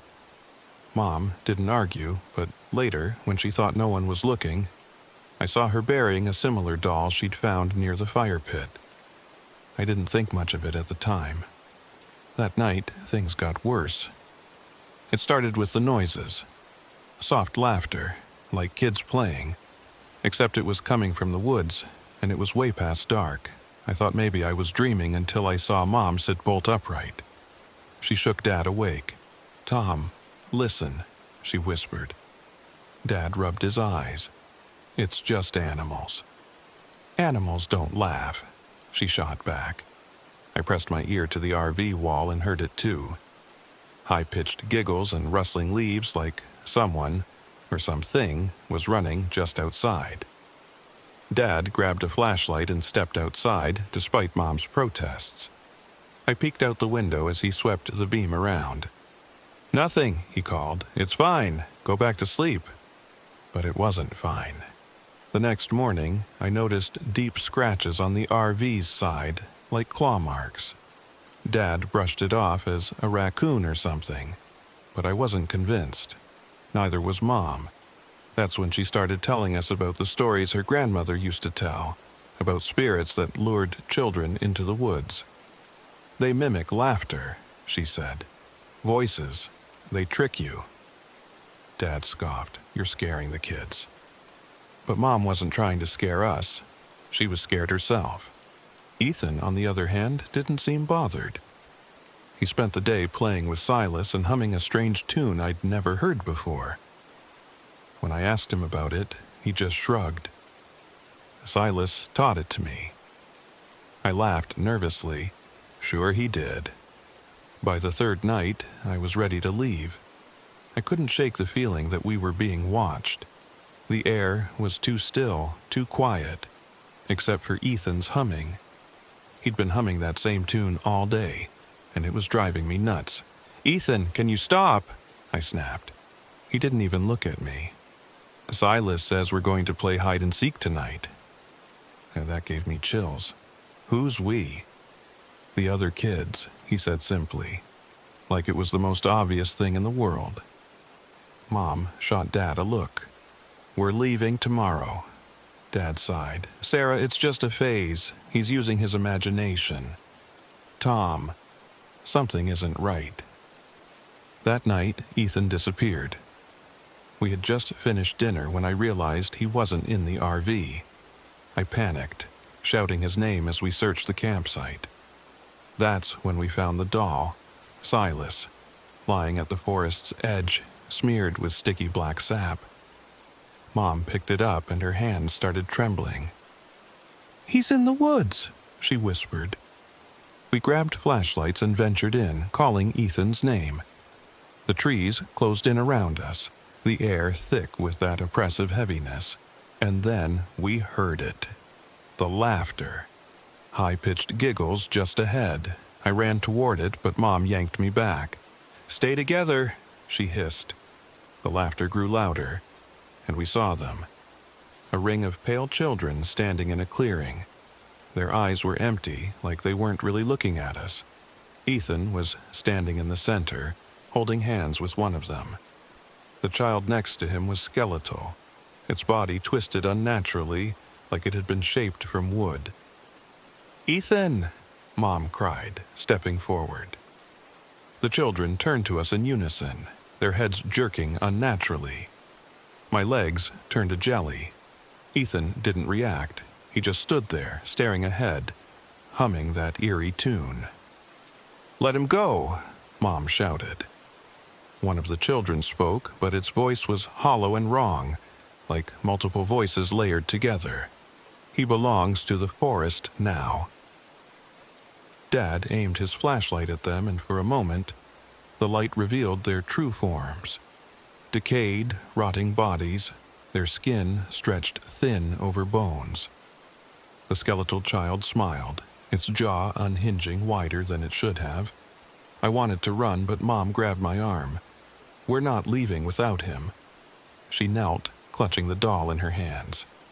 "Take this," she whispered. "Take Silas back and let him go." The children didn't move, but their hollow eyes seemed to narrow.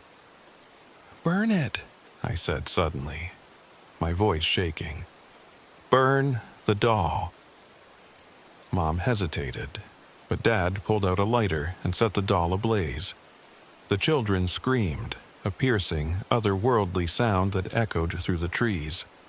Ethan collapsed, and the children dissolved into the shadows, leaving behind a towering figure at the edge of the clearing. The wendigo.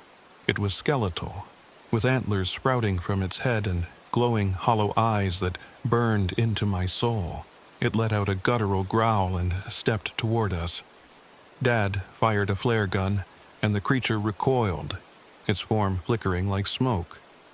We didn't wait. Grabbing Ethan, we ran back to the RV and didn't stop until we reached the nearest ranger station. We never saw the wendigo again, but we didn't need to. It's still out there, waiting. Ethan doesn't talk about what happened. He says he doesn't remember, but sometimes I catch him humming that tune. And every time I feel the weight of the forest pressing down on me, like it's still watching, because I know it is.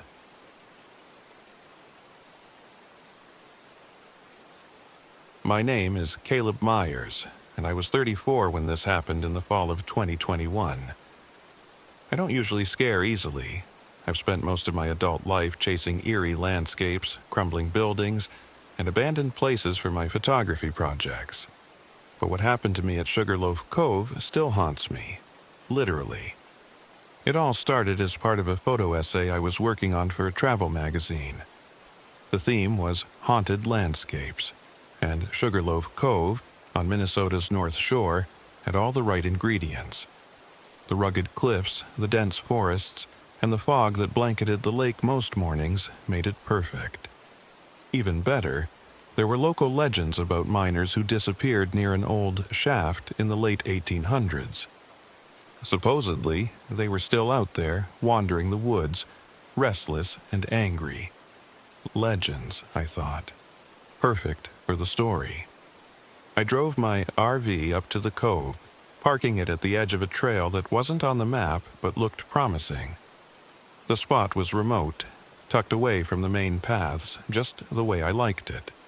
The air was crisp and cold, and the trees were a riot of orange and red. A photographer's dream. The first day went smoothly enough.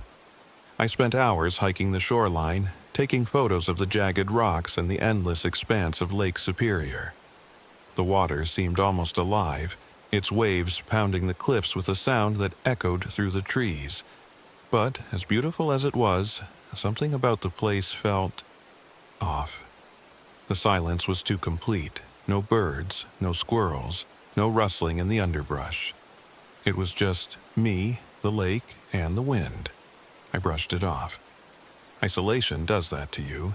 But that night, things got strange. It started with my radio. I usually keep it on for background noise, but instead of the usual static, I started picking up faint, garbled voices.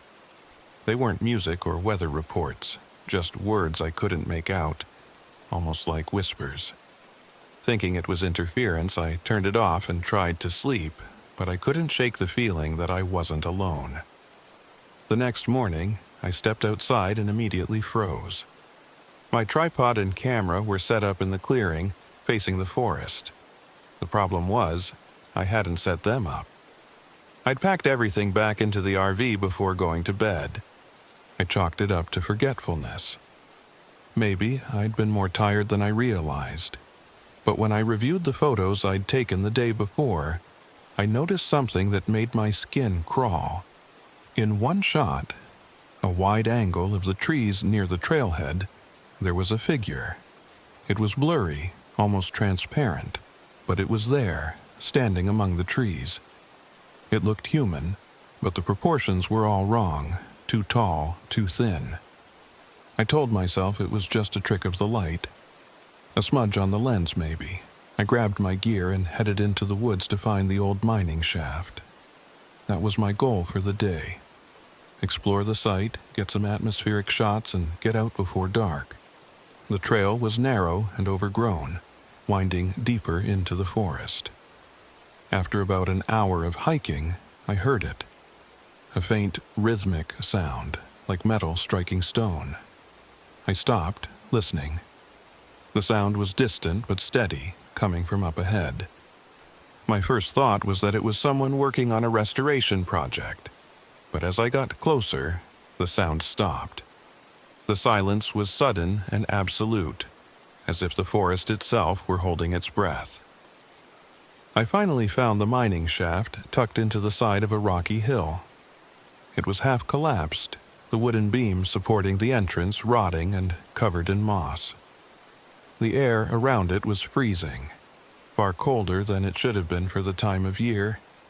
I set up my camera and started taking photos of the shaft and the strange carvings etched into the stone around the entrance. They looked like runes or symbols, their lines sharp and deliberate.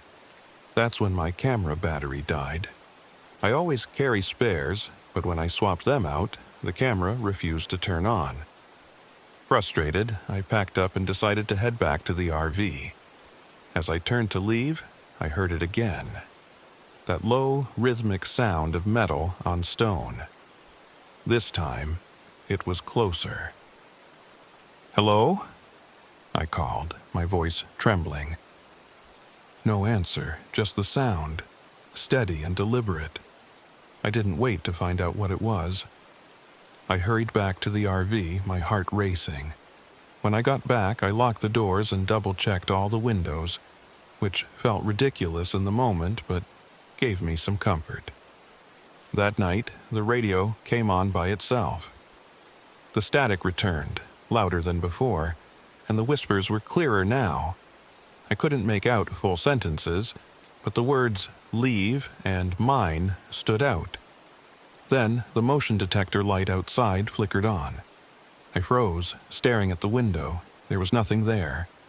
But a few moments later, the scratching started. Slow, deliberate scratches on the metal siding of the RV. I grabbed my flashlight and yanked open the door, shining the beam into the darkness. The clearing was empty, but as I stepped outside, I saw them. Footprints leading away from the RV. They were human-shaped, but the toes were elongated, almost claw-like. I didn't sleep that night. The next day, I couldn't ignore what was happening. I pulled out my laptop and started researching the mining shaft, looking for anything that might explain what I'd seen and heard. That's when I found an old blog post from a hiker who'd been to Sugarloaf years earlier. He mentioned the same symbols and strange occurrences and spoke of something he called the shadows of Sugarloaf. According to the post, they were the restless spirits of miners who had been trapped and starved to death during a collapse in the 1800s. The carvings were warnings left by the Ojibwe, meant to keep people away from the cursed ground. That evening, I decided to go back to the shaft. I didn't want to, but something compelled me, like an itch I couldn't scratch. The forest felt different this time, heavier, like it was watching me. When I reached the shaft, I saw something I'd missed before, a crude pile of rocks near the entrance. It was a grave, I realized, a shallow one. I hesitated, but the air around me grew colder, and the rhythmic sound of metal on stone started again, louder than ever. My hands shook as I knelt and uncovered the rocks, revealing a tangle of bones beneath. The moment I did, the shadows in the shaft moved. They weren't just darkness. They were shapes, tall, skeletal figures with hollow eyes that glowed faintly. They moved toward me, silent but deliberate. I stumbled back, tripping over my gear, and the shadows stopped just short of the grave, as if bound by it. I don't know how I made it back to the RV. My memory of that part is a blur. What I do remember is the pounding on the walls that night. The shadows weren't bound to the grave anymore. They surrounded the RV, their whispers growing louder, more insistent. By dawn, the pounding stopped. I drove out of there as fast as I could, not stopping until I reached a gas station miles away. The RV was covered in deep scratches, and the motion detector lights were shattered. I thought I was safe after that, but the shadows didn't stay in Sugarloaf. Weeks later, back in my apartment, I started hearing the whispers again. The motion detector lights flickered, and every now and then I'd wake up to find claw-like scratches on the walls. The shadows are still with me, waiting, watching. And I know they'll never let me go.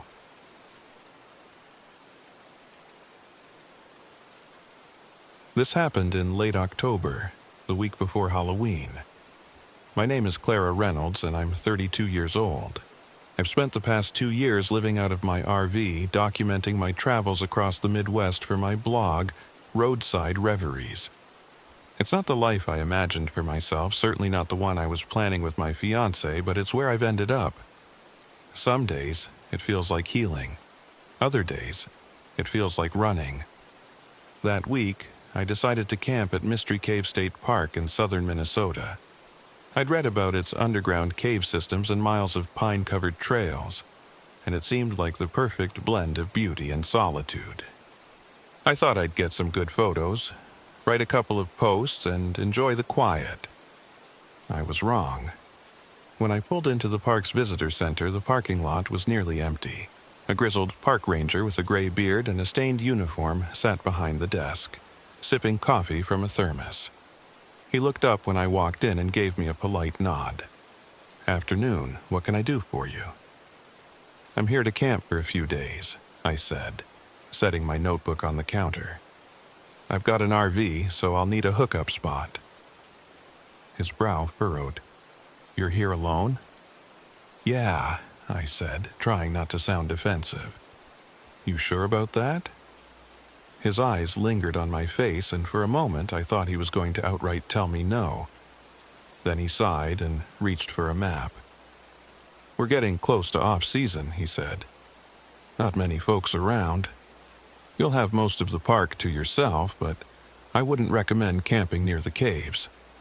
The terrain's unstable, and there have been odd things reported." "What kind of odd things?" He hesitated. "Whispers. Shadows where there shouldn't be. Stuff that spooks people. Nothing concrete." I laughed nervously. "You get a lot of ghost stories around here?" "More than you'd think." He tapped the map, circling a spot near the caves. "If I were you, I'd steer clear of this area. The Pines campground is safer, and it's got a better view." I nodded, but as I walked back to my RV, I found myself drawn to the circled area. Whispers or not, I wanted to see the caves. By the time I reached the clearing near the caves, the sun was dipping low, casting long shadows across the pines. I parked my RV, leveled it, and stepped outside to take in the view. The air was crisp and still, carrying the earthy scent of fallen leaves. The forest was quiet, too quiet. No birds, no rustling of small animals, just silence. I shook off the unease and started setting up. The site itself was beautiful, surrounded by towering pines that swayed gently in the breeze. I cooked a quick dinner on my portable stove, then settled in with a book. That night, the whispers started. It was around midnight when I woke up. At first, I wasn't sure what had pulled me out of sleep.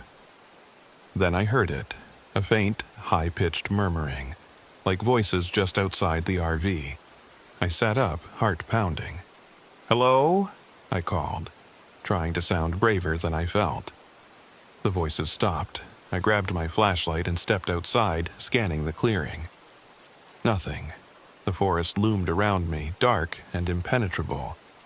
As I turned back to the RV, my light caught something on the rear window, a smudge, low to the ground, shaped like a handprint. I told myself it was condensation, a trick of the light.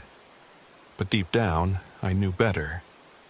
The next day, I decided to hike to the caves.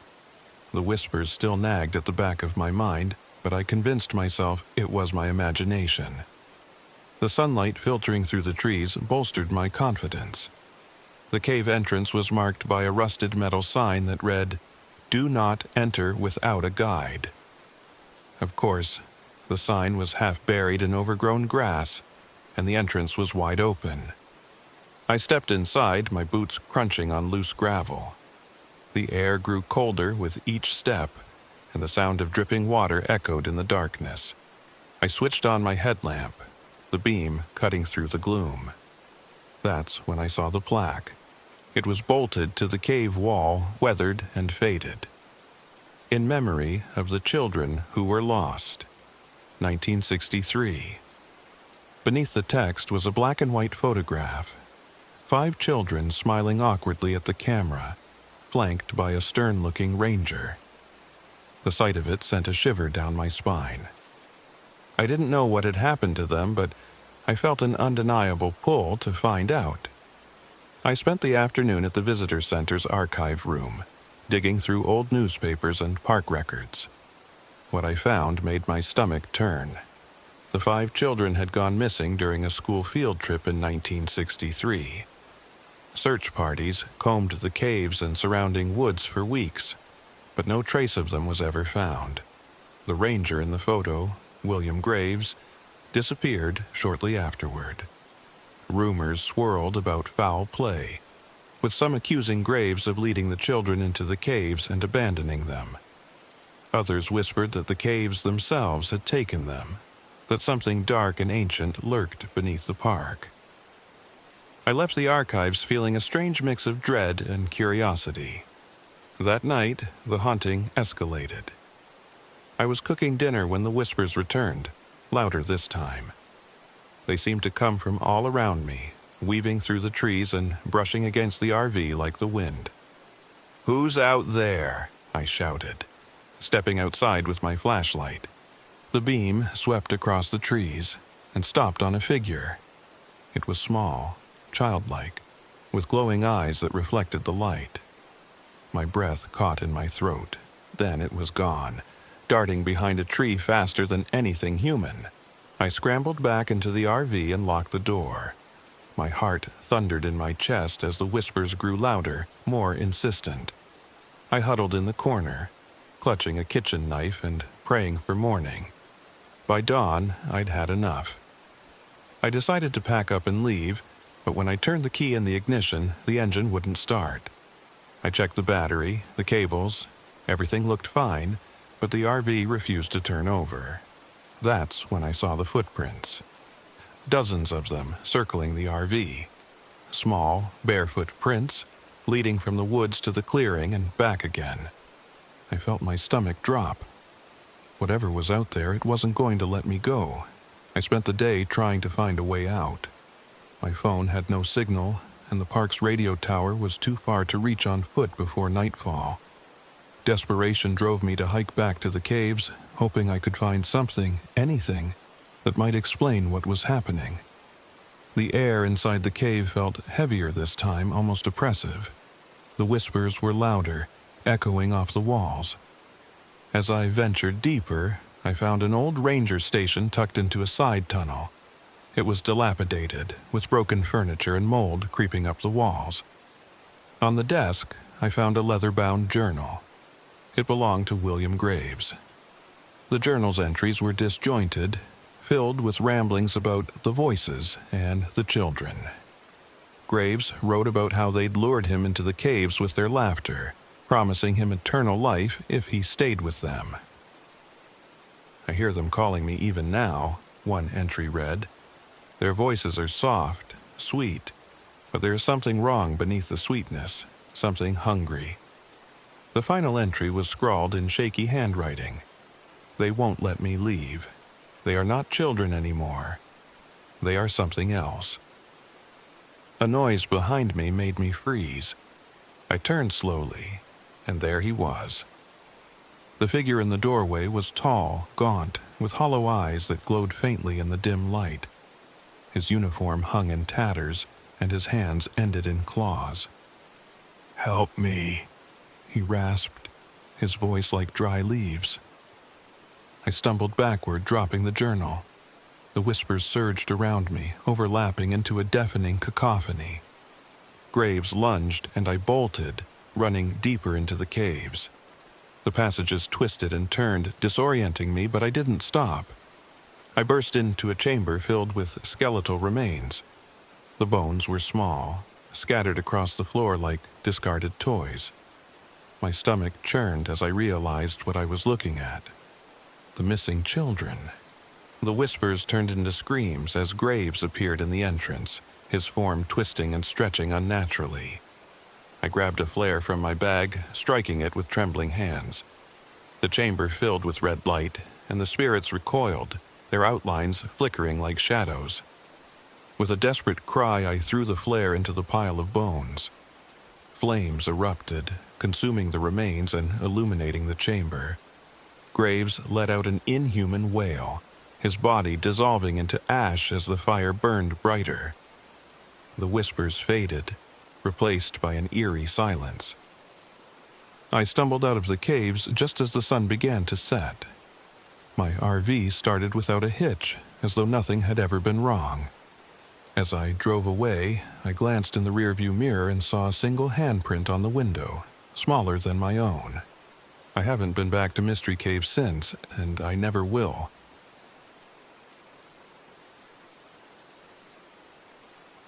This happened in September, just as summer was bowing out and the air carried that crisp edge of fall.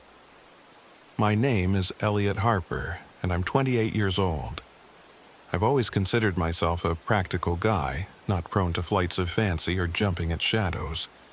But what happened to me and Julian Torres in the depths of Chippewa National Forest isn't something I can explain logically. It's haunted my nights ever since.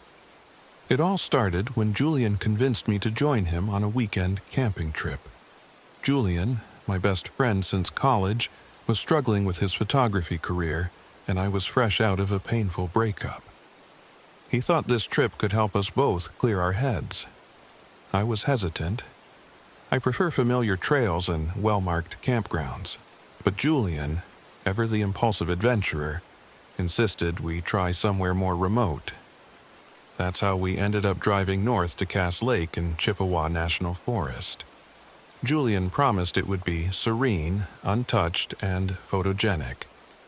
The phrase sounded like an ad pitch, but I agreed.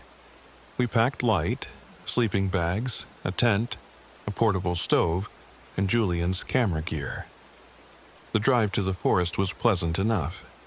By the time we arrived, the sun hung low in the sky, casting long shadows across the dense pine trees.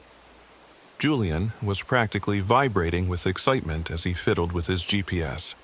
"We'll head down this path," he said, pointing to a faint trail barely visible under fallen leaves. "That's not on the map," I said, frowning. "Exactly," he grinned. "The best spots never are." Against my better judgment, I followed him. The trail quickly became more of a suggestion than a path. We pushed through thick underbrush, each step crunching on twigs and leaves. Julian snapped photos of everything. Beams of sunlight slicing through the trees, a squirrel leaping between branches, even a twisted old tree with bark resembling a screaming face. "This is what I needed," Julian said, his voice breathless. By dusk, we found a small clearing and set up camp. The forest was alive with sound, crickets, the distant hoot of an owl, and the rustle of small animals in the brush. It was comforting, in a way. After eating a quick meal of instant noodles, we settled by the fire. "I told you this was a good idea," Julian said, poking at the flames with a stick. I shrugged. "We'll see." That night, I woke to silence. It was the kind of quiet that presses on your ears, so unnatural it forces you awake. The forest had gone dead. No crickets, no wind, just nothing. I sat up, straining to listen. That's when I noticed the footprints. In the dim light of the dying fire, I saw them circling our tent. Large, distorted tracks, like a human's, but with toes too long and claws at the tips.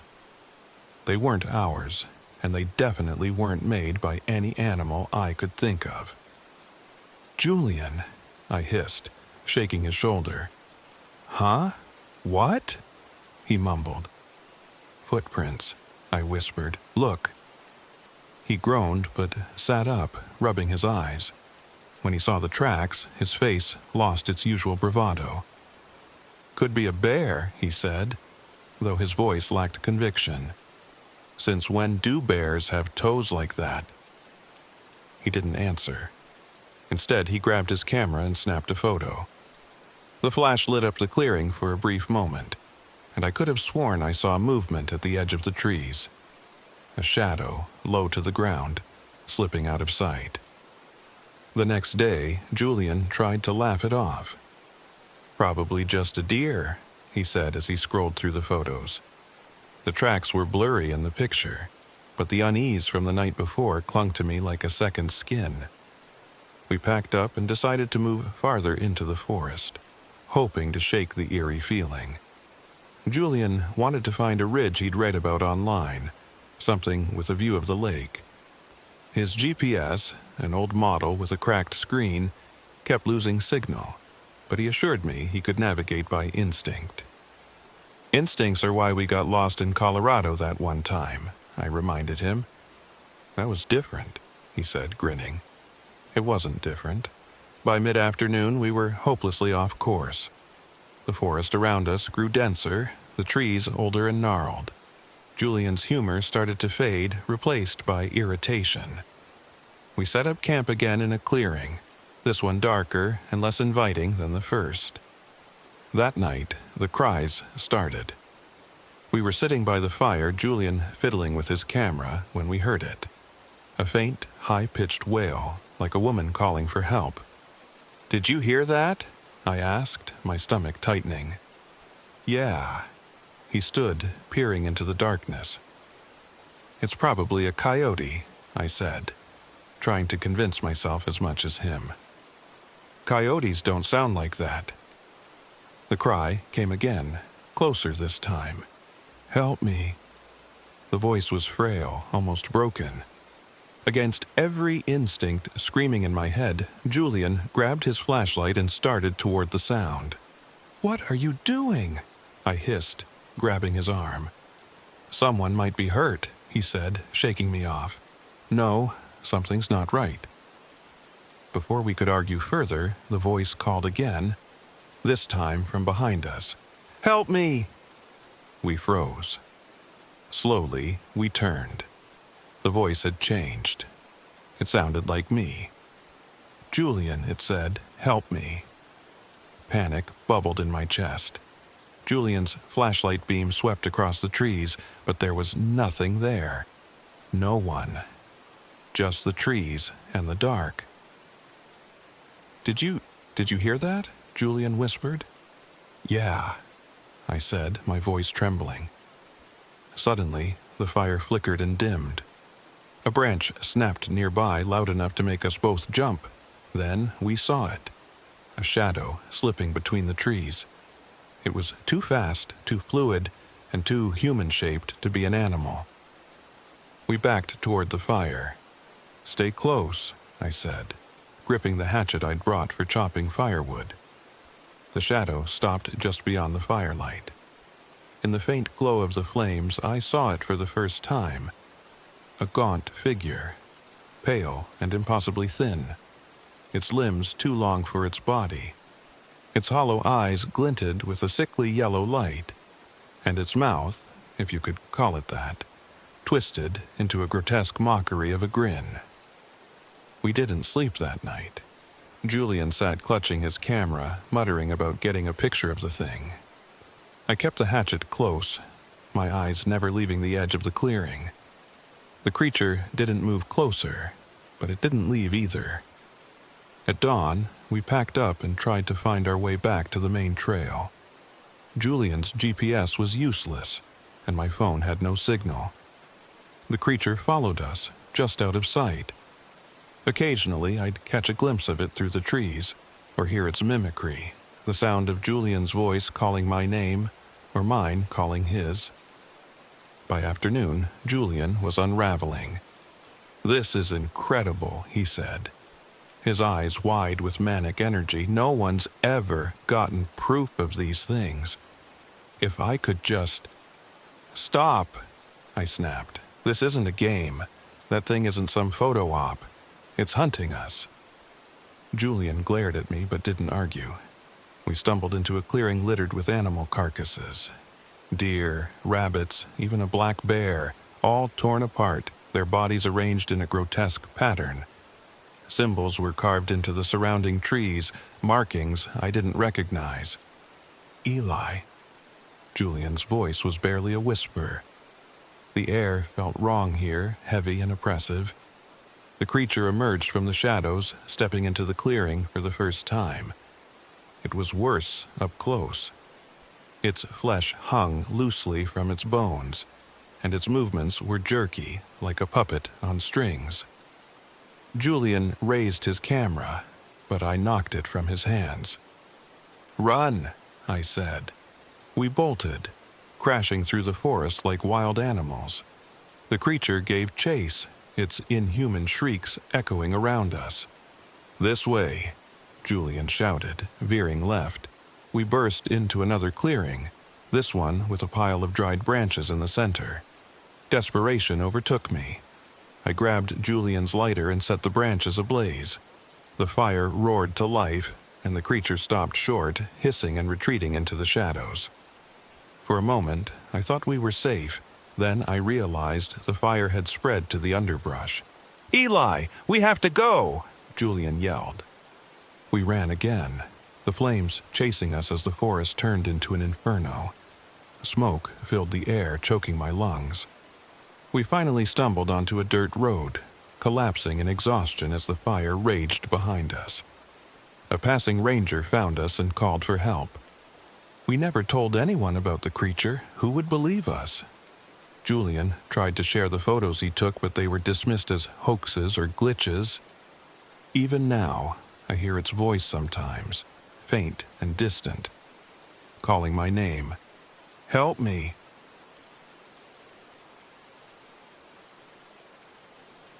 My name is Maya Hernandez, and I'm 32 years old. This happened in the summer of 2022, during what was supposed to be a peaceful getaway to reconnect with my younger brother, Liam, who had just turned 27. I don't know if writing this will make it any easier to believe, but it's all I can do now.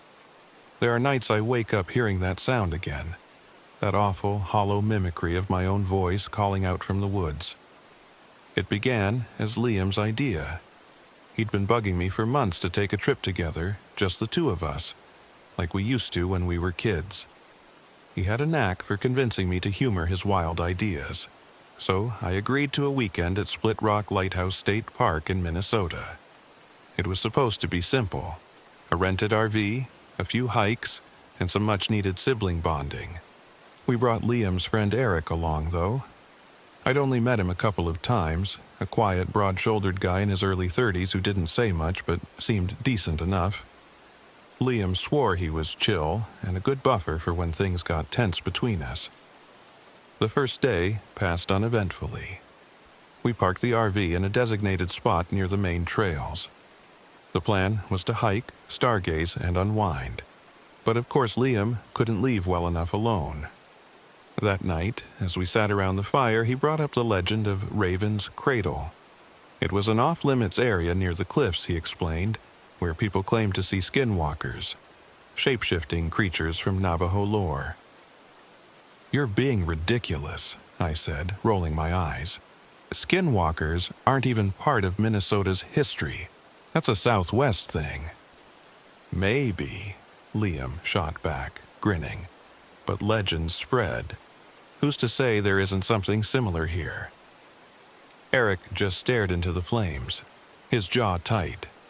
I didn't think much of it at the time. "Let's hike there tomorrow," Liam pressed. "Come on, Maya, it'll be fun."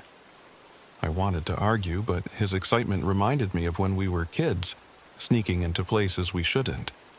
Against my better judgment, I agreed. The next morning, we set out. The trail to Raven's Cradle wasn't marked, but Liam had read about it on some amateur folklore blog. We veered off the main path, pushing through dense underbrush.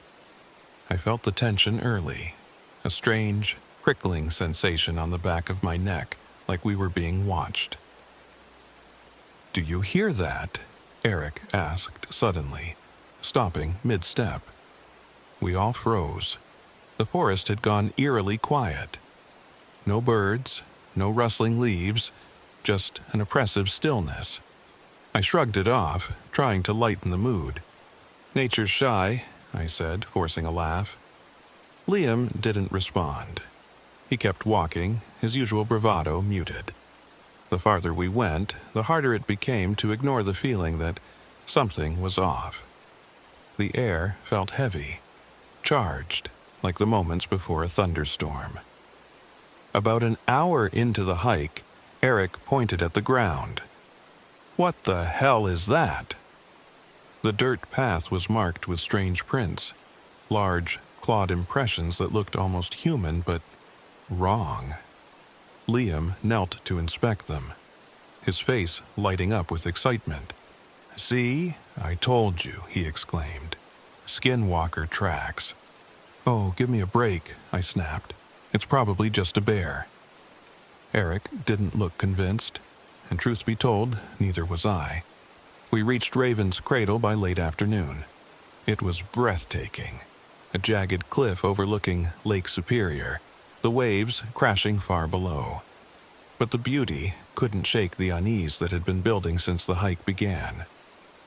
As we set up a small camp to rest, I thought I heard something, my own voice, faint and distorted, echoing from the woods.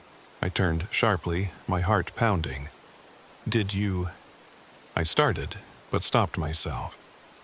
Liam was busy taking pictures, and Eric looked lost in thought. That night, the first real horror began.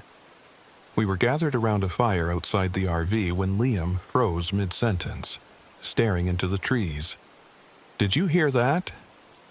I didn't respond.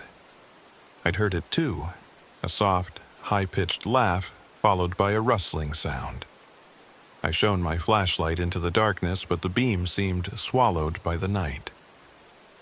"Probably a raccoon," I muttered, though my voice lacked conviction. "Yeah, a raccoon that laughs," Eric said dryly. His calm demeanor was cracking. The laughter came again, closer this time, followed by a low, guttural growl. Liam grabbed a branch from the fire, holding it like a weapon. The next few hours were a blur of terror. Something, or someone, was stalking us. We saw glimpses of it between the trees. A figure that shifted and twisted, its form flickering between animal and human. When I caught a full glimpse of it, I froze in disbelief. It had Liam's face. Not quite, though. It was an uncanny, distorted version. Its eyes too large, its mouth stretched into a grotesque grin. My breath hitched as it mimicked his voice perfectly, calling my name. "Maya, come here, come closer!" I screamed, backing away, and the thing disappeared into the woods, leaving only the echo of its voice. Back at the RV, we locked ourselves inside, our panic mounting. The generator sputtered out, plunging us into darkness. Scratching sounds started on the walls, followed by heavy thuds on the roof. The creature wasn't just stalking us anymore, it was playing with us. Eric tried to keep us calm, but even he was on edge. "We need to stay inside. It can't get in if we—" A loud crash cut him off. The back window shattered, and a long, clawed arm reached inside. Eric grabbed a knife from the counter and slashed at it, forcing it to retreat, but we knew we couldn't stay there much longer. At dawn, we decided to make a run for it. With the RV no longer safe, we packed what little we could carry and headed toward the main road. The hike back was a nightmare. The creature followed us, its mimicry growing more unsettling. It called out in Eric's voice now, pleading and screaming for help. We tried to ignore it, but the forest seemed to conspire against us. The trails looped back on themselves, leading us in circles. I felt despair creeping in, but Liam grabbed my arm, his face pale but determined. "We can't let it win," he whispered. As the sun dipped below the horizon, the skinwalker made its move. It appeared directly in our path, its form more grotesque than ever. This time, it took on Eric's appearance, but its movements were jerky and unnatural, like a puppet on strings. Eric, the real Eric, stepped forward with the knife. "Go, I'll hold it off." "No," I screamed, but he didn't listen. He charged the creature, his bravery both foolish and heroic. The last thing I saw before Liam pulled me away was Eric's body collapsing as the creature's claws tore into him. Liam remembered something he'd read about skinwalkers, that invoking their true name could weaken them. In desperation, he recited a Navajo chant he'd memorized for his blog, though it was incomplete. The creature faltered, its form flickering like a dying flame. We seized the moment, running until we broke free of the forest and onto the main road, where a passing car stopped to help. Eric was gone, and the guilt still eats at me. I haven't been back to Split Rock since. Sometimes, late at night, I hear it again, the voice calling my name from the woods.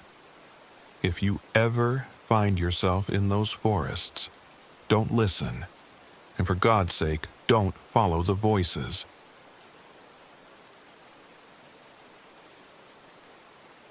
My name is Rachel Coleman, and I'm 41 years old. This happened in late October 2022 during what should have been a routine stop for my freelance travel blog. I was in Big Bog State Recreation Area in northern Minnesota, researching for an article about hidden gems in the Midwest. I never expected it to be the last trip I'd take by myself, or the one that would haunt me for the rest of my life. I arrived at Big Bog early in the afternoon, the crisp autumn air filling my lungs as I parked my rented RV in a secluded camping spot. It was off-season, and I had the area almost entirely to myself. That's how I liked it. Quiet, peaceful, the perfect place to write and gather inspiration. The bog stretched out endlessly beyond the marked trails, a sprawling wilderness of tall grasses and mirror-like water. It was beautiful in its starkness, but there was something about it that made me uneasy. The park ranger I'd spoken to earlier, Joan, had warned me about sticking to the main trails. "This bog can be unforgiving," she'd said, her tone more serious than I expected. "Stay out of the deep areas, especially at night. You don't want to end up like the others." I'd laughed it off at the time, assuming she was trying to spook me. But the way her eyes lingered on mine, the lines on her face tightening, told me there might be more to her words than I realized. After setting up camp, I decided to explore one of the marked trails near the bog. My GPS was acting up, something about weak satellite signals, but the trail was well maintained, and I didn't think I'd need it. The bog smelled of damp earth and decaying vegetation, and the silence was heavy, broken only by the occasional rustle of wind through the tall grass. About an hour in, I spotted something off the trail. It was subtle at first, just a break in the brush, but curiosity got the better of me. I pushed through the thicket and stumbled upon what looked like the ruins of an old homestead. A crumbling stone foundation was all that remained of the structure, half sunken into the marshy ground. Nearby, I found something that made my skin prickle. A rusted doll, its porcelain face cracked but still smiling, and a faded black and white photograph lying half buried in the dirt. The photo showed a family, a man, a woman, and 2 children, standing in front of what must have been the same cabin, though intact and whole in the picture. There was something off about their expressions, though, especially the children. They weren't smiling like you'd expect. Their faces looked solemn, almost scared. A chill ran down my spine, but I brushed it off as a trick of the atmosphere. I slipped the photo into my jacket pocket for safekeeping. It would make for a great addition to my article, a piece of history tied to the bog's mysterious past. That night, as I sat in my RV typing notes, the first strange thing happened. The lights flickered briefly, and I heard a faint tapping on the window. At first, I thought it was just tree branches brushing against the glass, but when I stepped outside to check, there was nothing there. The trees were too far from the RV for anything to have reached it.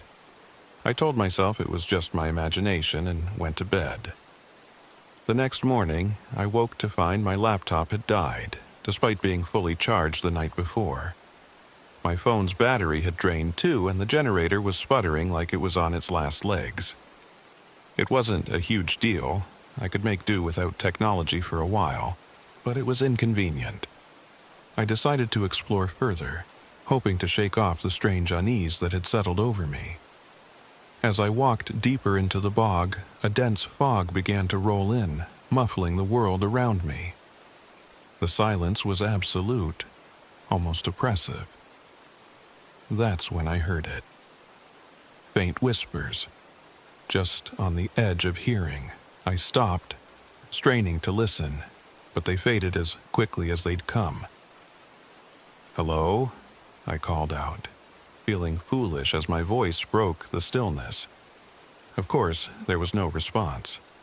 I chalked it up to the wind playing tricks on me and kept walking. About halfway through the hike, I reached a clearing where the bog opened up into a shallow pool of water. The surface was so still it looked like glass. As I stared at it, I thought I saw movement. A ripple, then a shadow, like something just beneath the surface. My heart thudded, but when I stepped closer, there was nothing there.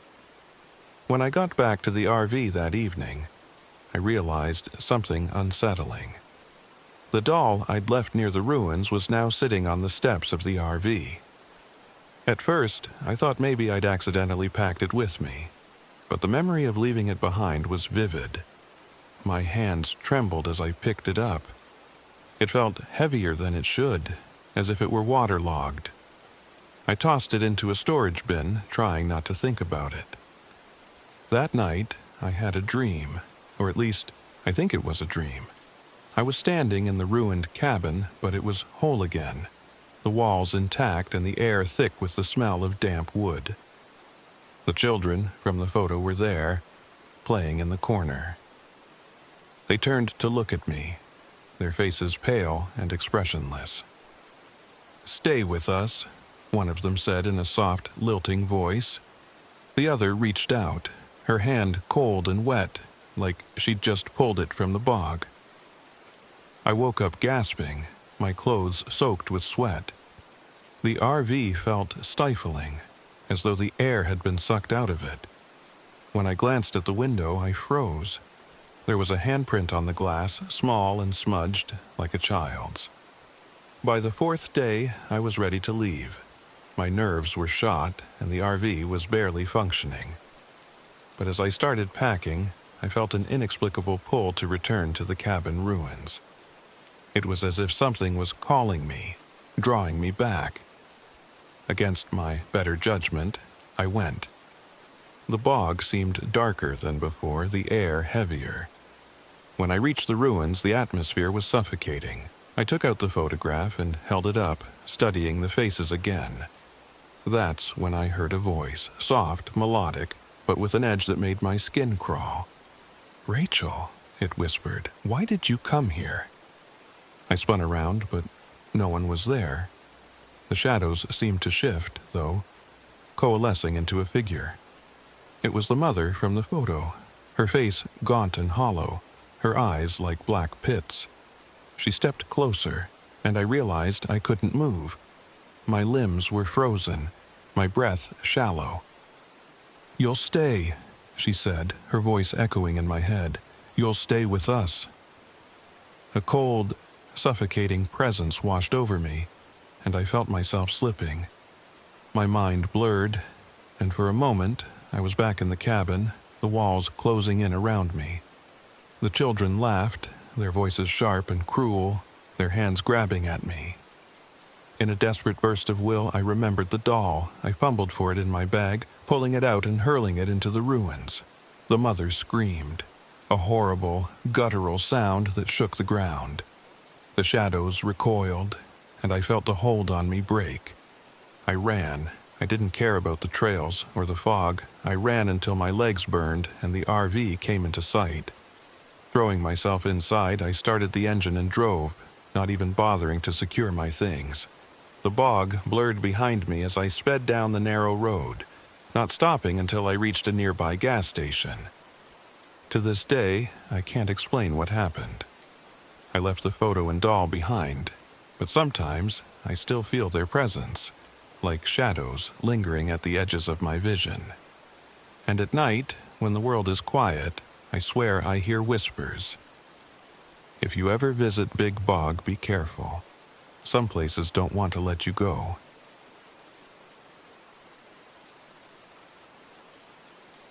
My name is Greg Harper, and I'm 35 years old. This happened in the fall of 2023 during what should have been a straightforward research trip. I'm an environmental scientist by trade, the kind of person who doesn't believe in ghosts, devils, or any of the supernatural nonsense you hear about in small towns. I thought science could explain everything. That's what I told myself before I went to Devil's Kettle Falls in northern Minnesota. Now, I'm not so sure. Devil's Kettle is a geological oddity, one of those places that seem tailor-made for conspiracy theories.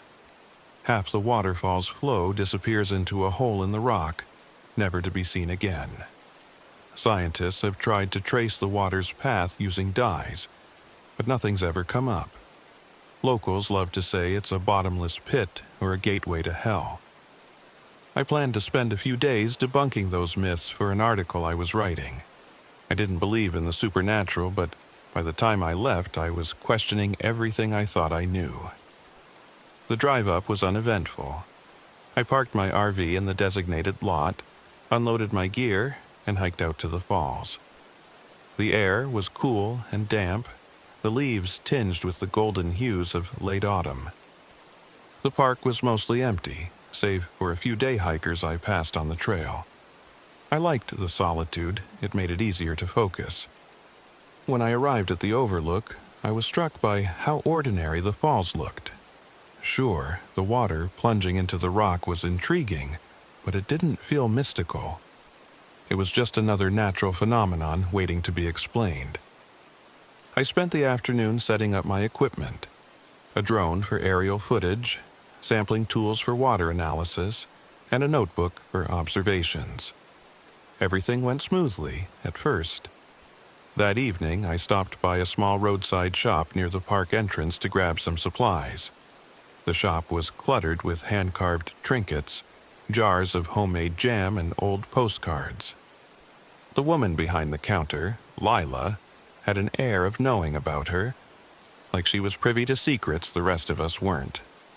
"You're camping near the falls, aren't you?" she asked, her voice casual but her eyes sharp. I nodded. "Yeah, for a few days. Research project." She frowned, shaking her head. "You shouldn't stay there after dark. That's where the devil takes what's his." I laughed, thinking she was trying to scare me. "I'll take my chances." "Suit yourself," she said, sliding my change across the counter. "Just don't listen to the whispers." I brushed her off, but her words stuck with me. That night, as I cooked dinner in the RV, I thought I heard faint murmurs outside. I chalked it up to the wind. The next morning, I returned to the falls to launch my drone.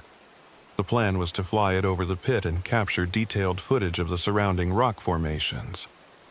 As soon as I powered it on, though, the drone's camera began glitching, showing static and strange distortions. I reset it twice, but the same thing happened. Frustrated, I decided to collect water samples instead. That's when I noticed the claw marks. At first, I thought they were just scratches in the rock, worn down by the elements. But the more I looked, the more deliberate they seemed. Long, deep gouges, like something with massive talons had raked the surface. I photographed them, though I was sure there was a logical explanation. By the afternoon, the air had grown heavy and oppressive. The usual sounds of the forest, birdsong, rustling leaves, had faded, replaced by an eerie silence. I told myself it was normal for the season, but it felt unnatural. That evening, as the sun dipped below the horizon, I returned to the falls for some final observations. The area was cloaked in shadows, and the rushing water sounded distant, almost muffled. As I stood on the edge of the overlook, I noticed movement out of the corner of my eye. A figure stood on the far side of the falls, tall and impossibly thin, its silhouette barely distinguishable against the darkening sky. It didn't move, just stood there watching. "Hello," I called, my voice echoing over the water. The figure didn't respond. When I looked away for a split second to adjust my flashlight, it was gone. Back at the RV, I couldn't shake the image of the shadowy figure. I locked the doors and tried to focus on my notes, but something about the silence outside felt wrong. Then the whispers began, soft at first, like the murmur of distant voices. I couldn't make out the words, but they grew louder, more insistent. I turned off the lights, hoping to scare off whoever, or whatever, was outside. Peering through the window, I saw nothing but darkness. Yet the whispers persisted, circling the RV, coming from all sides. At one point, I thought I heard my own voice among them, calling my name. The next day, I decided I'd had enough. I packed up my gear and prepared to leave, but the RV wouldn't start. The engine sputtered and died, no matter how many times I tried. Frustrated, I decided to hike back to the visitor center for help. As I approached the falls one last time, the atmosphere grew heavier. The air smelled of sulfur, and a strange vibration seemed to emanate from the ground. I reached the overlook and froze.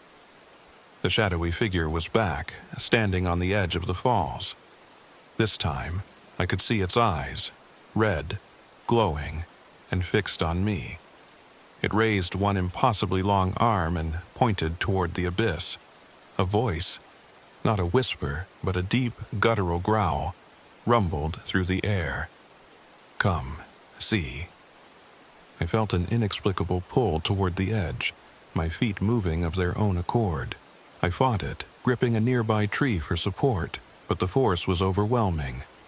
The figure loomed closer, its presence suffocating. Desperate, I reached for my flashlight and shone it directly at the figure. It recoiled, its form flickering like a mirage.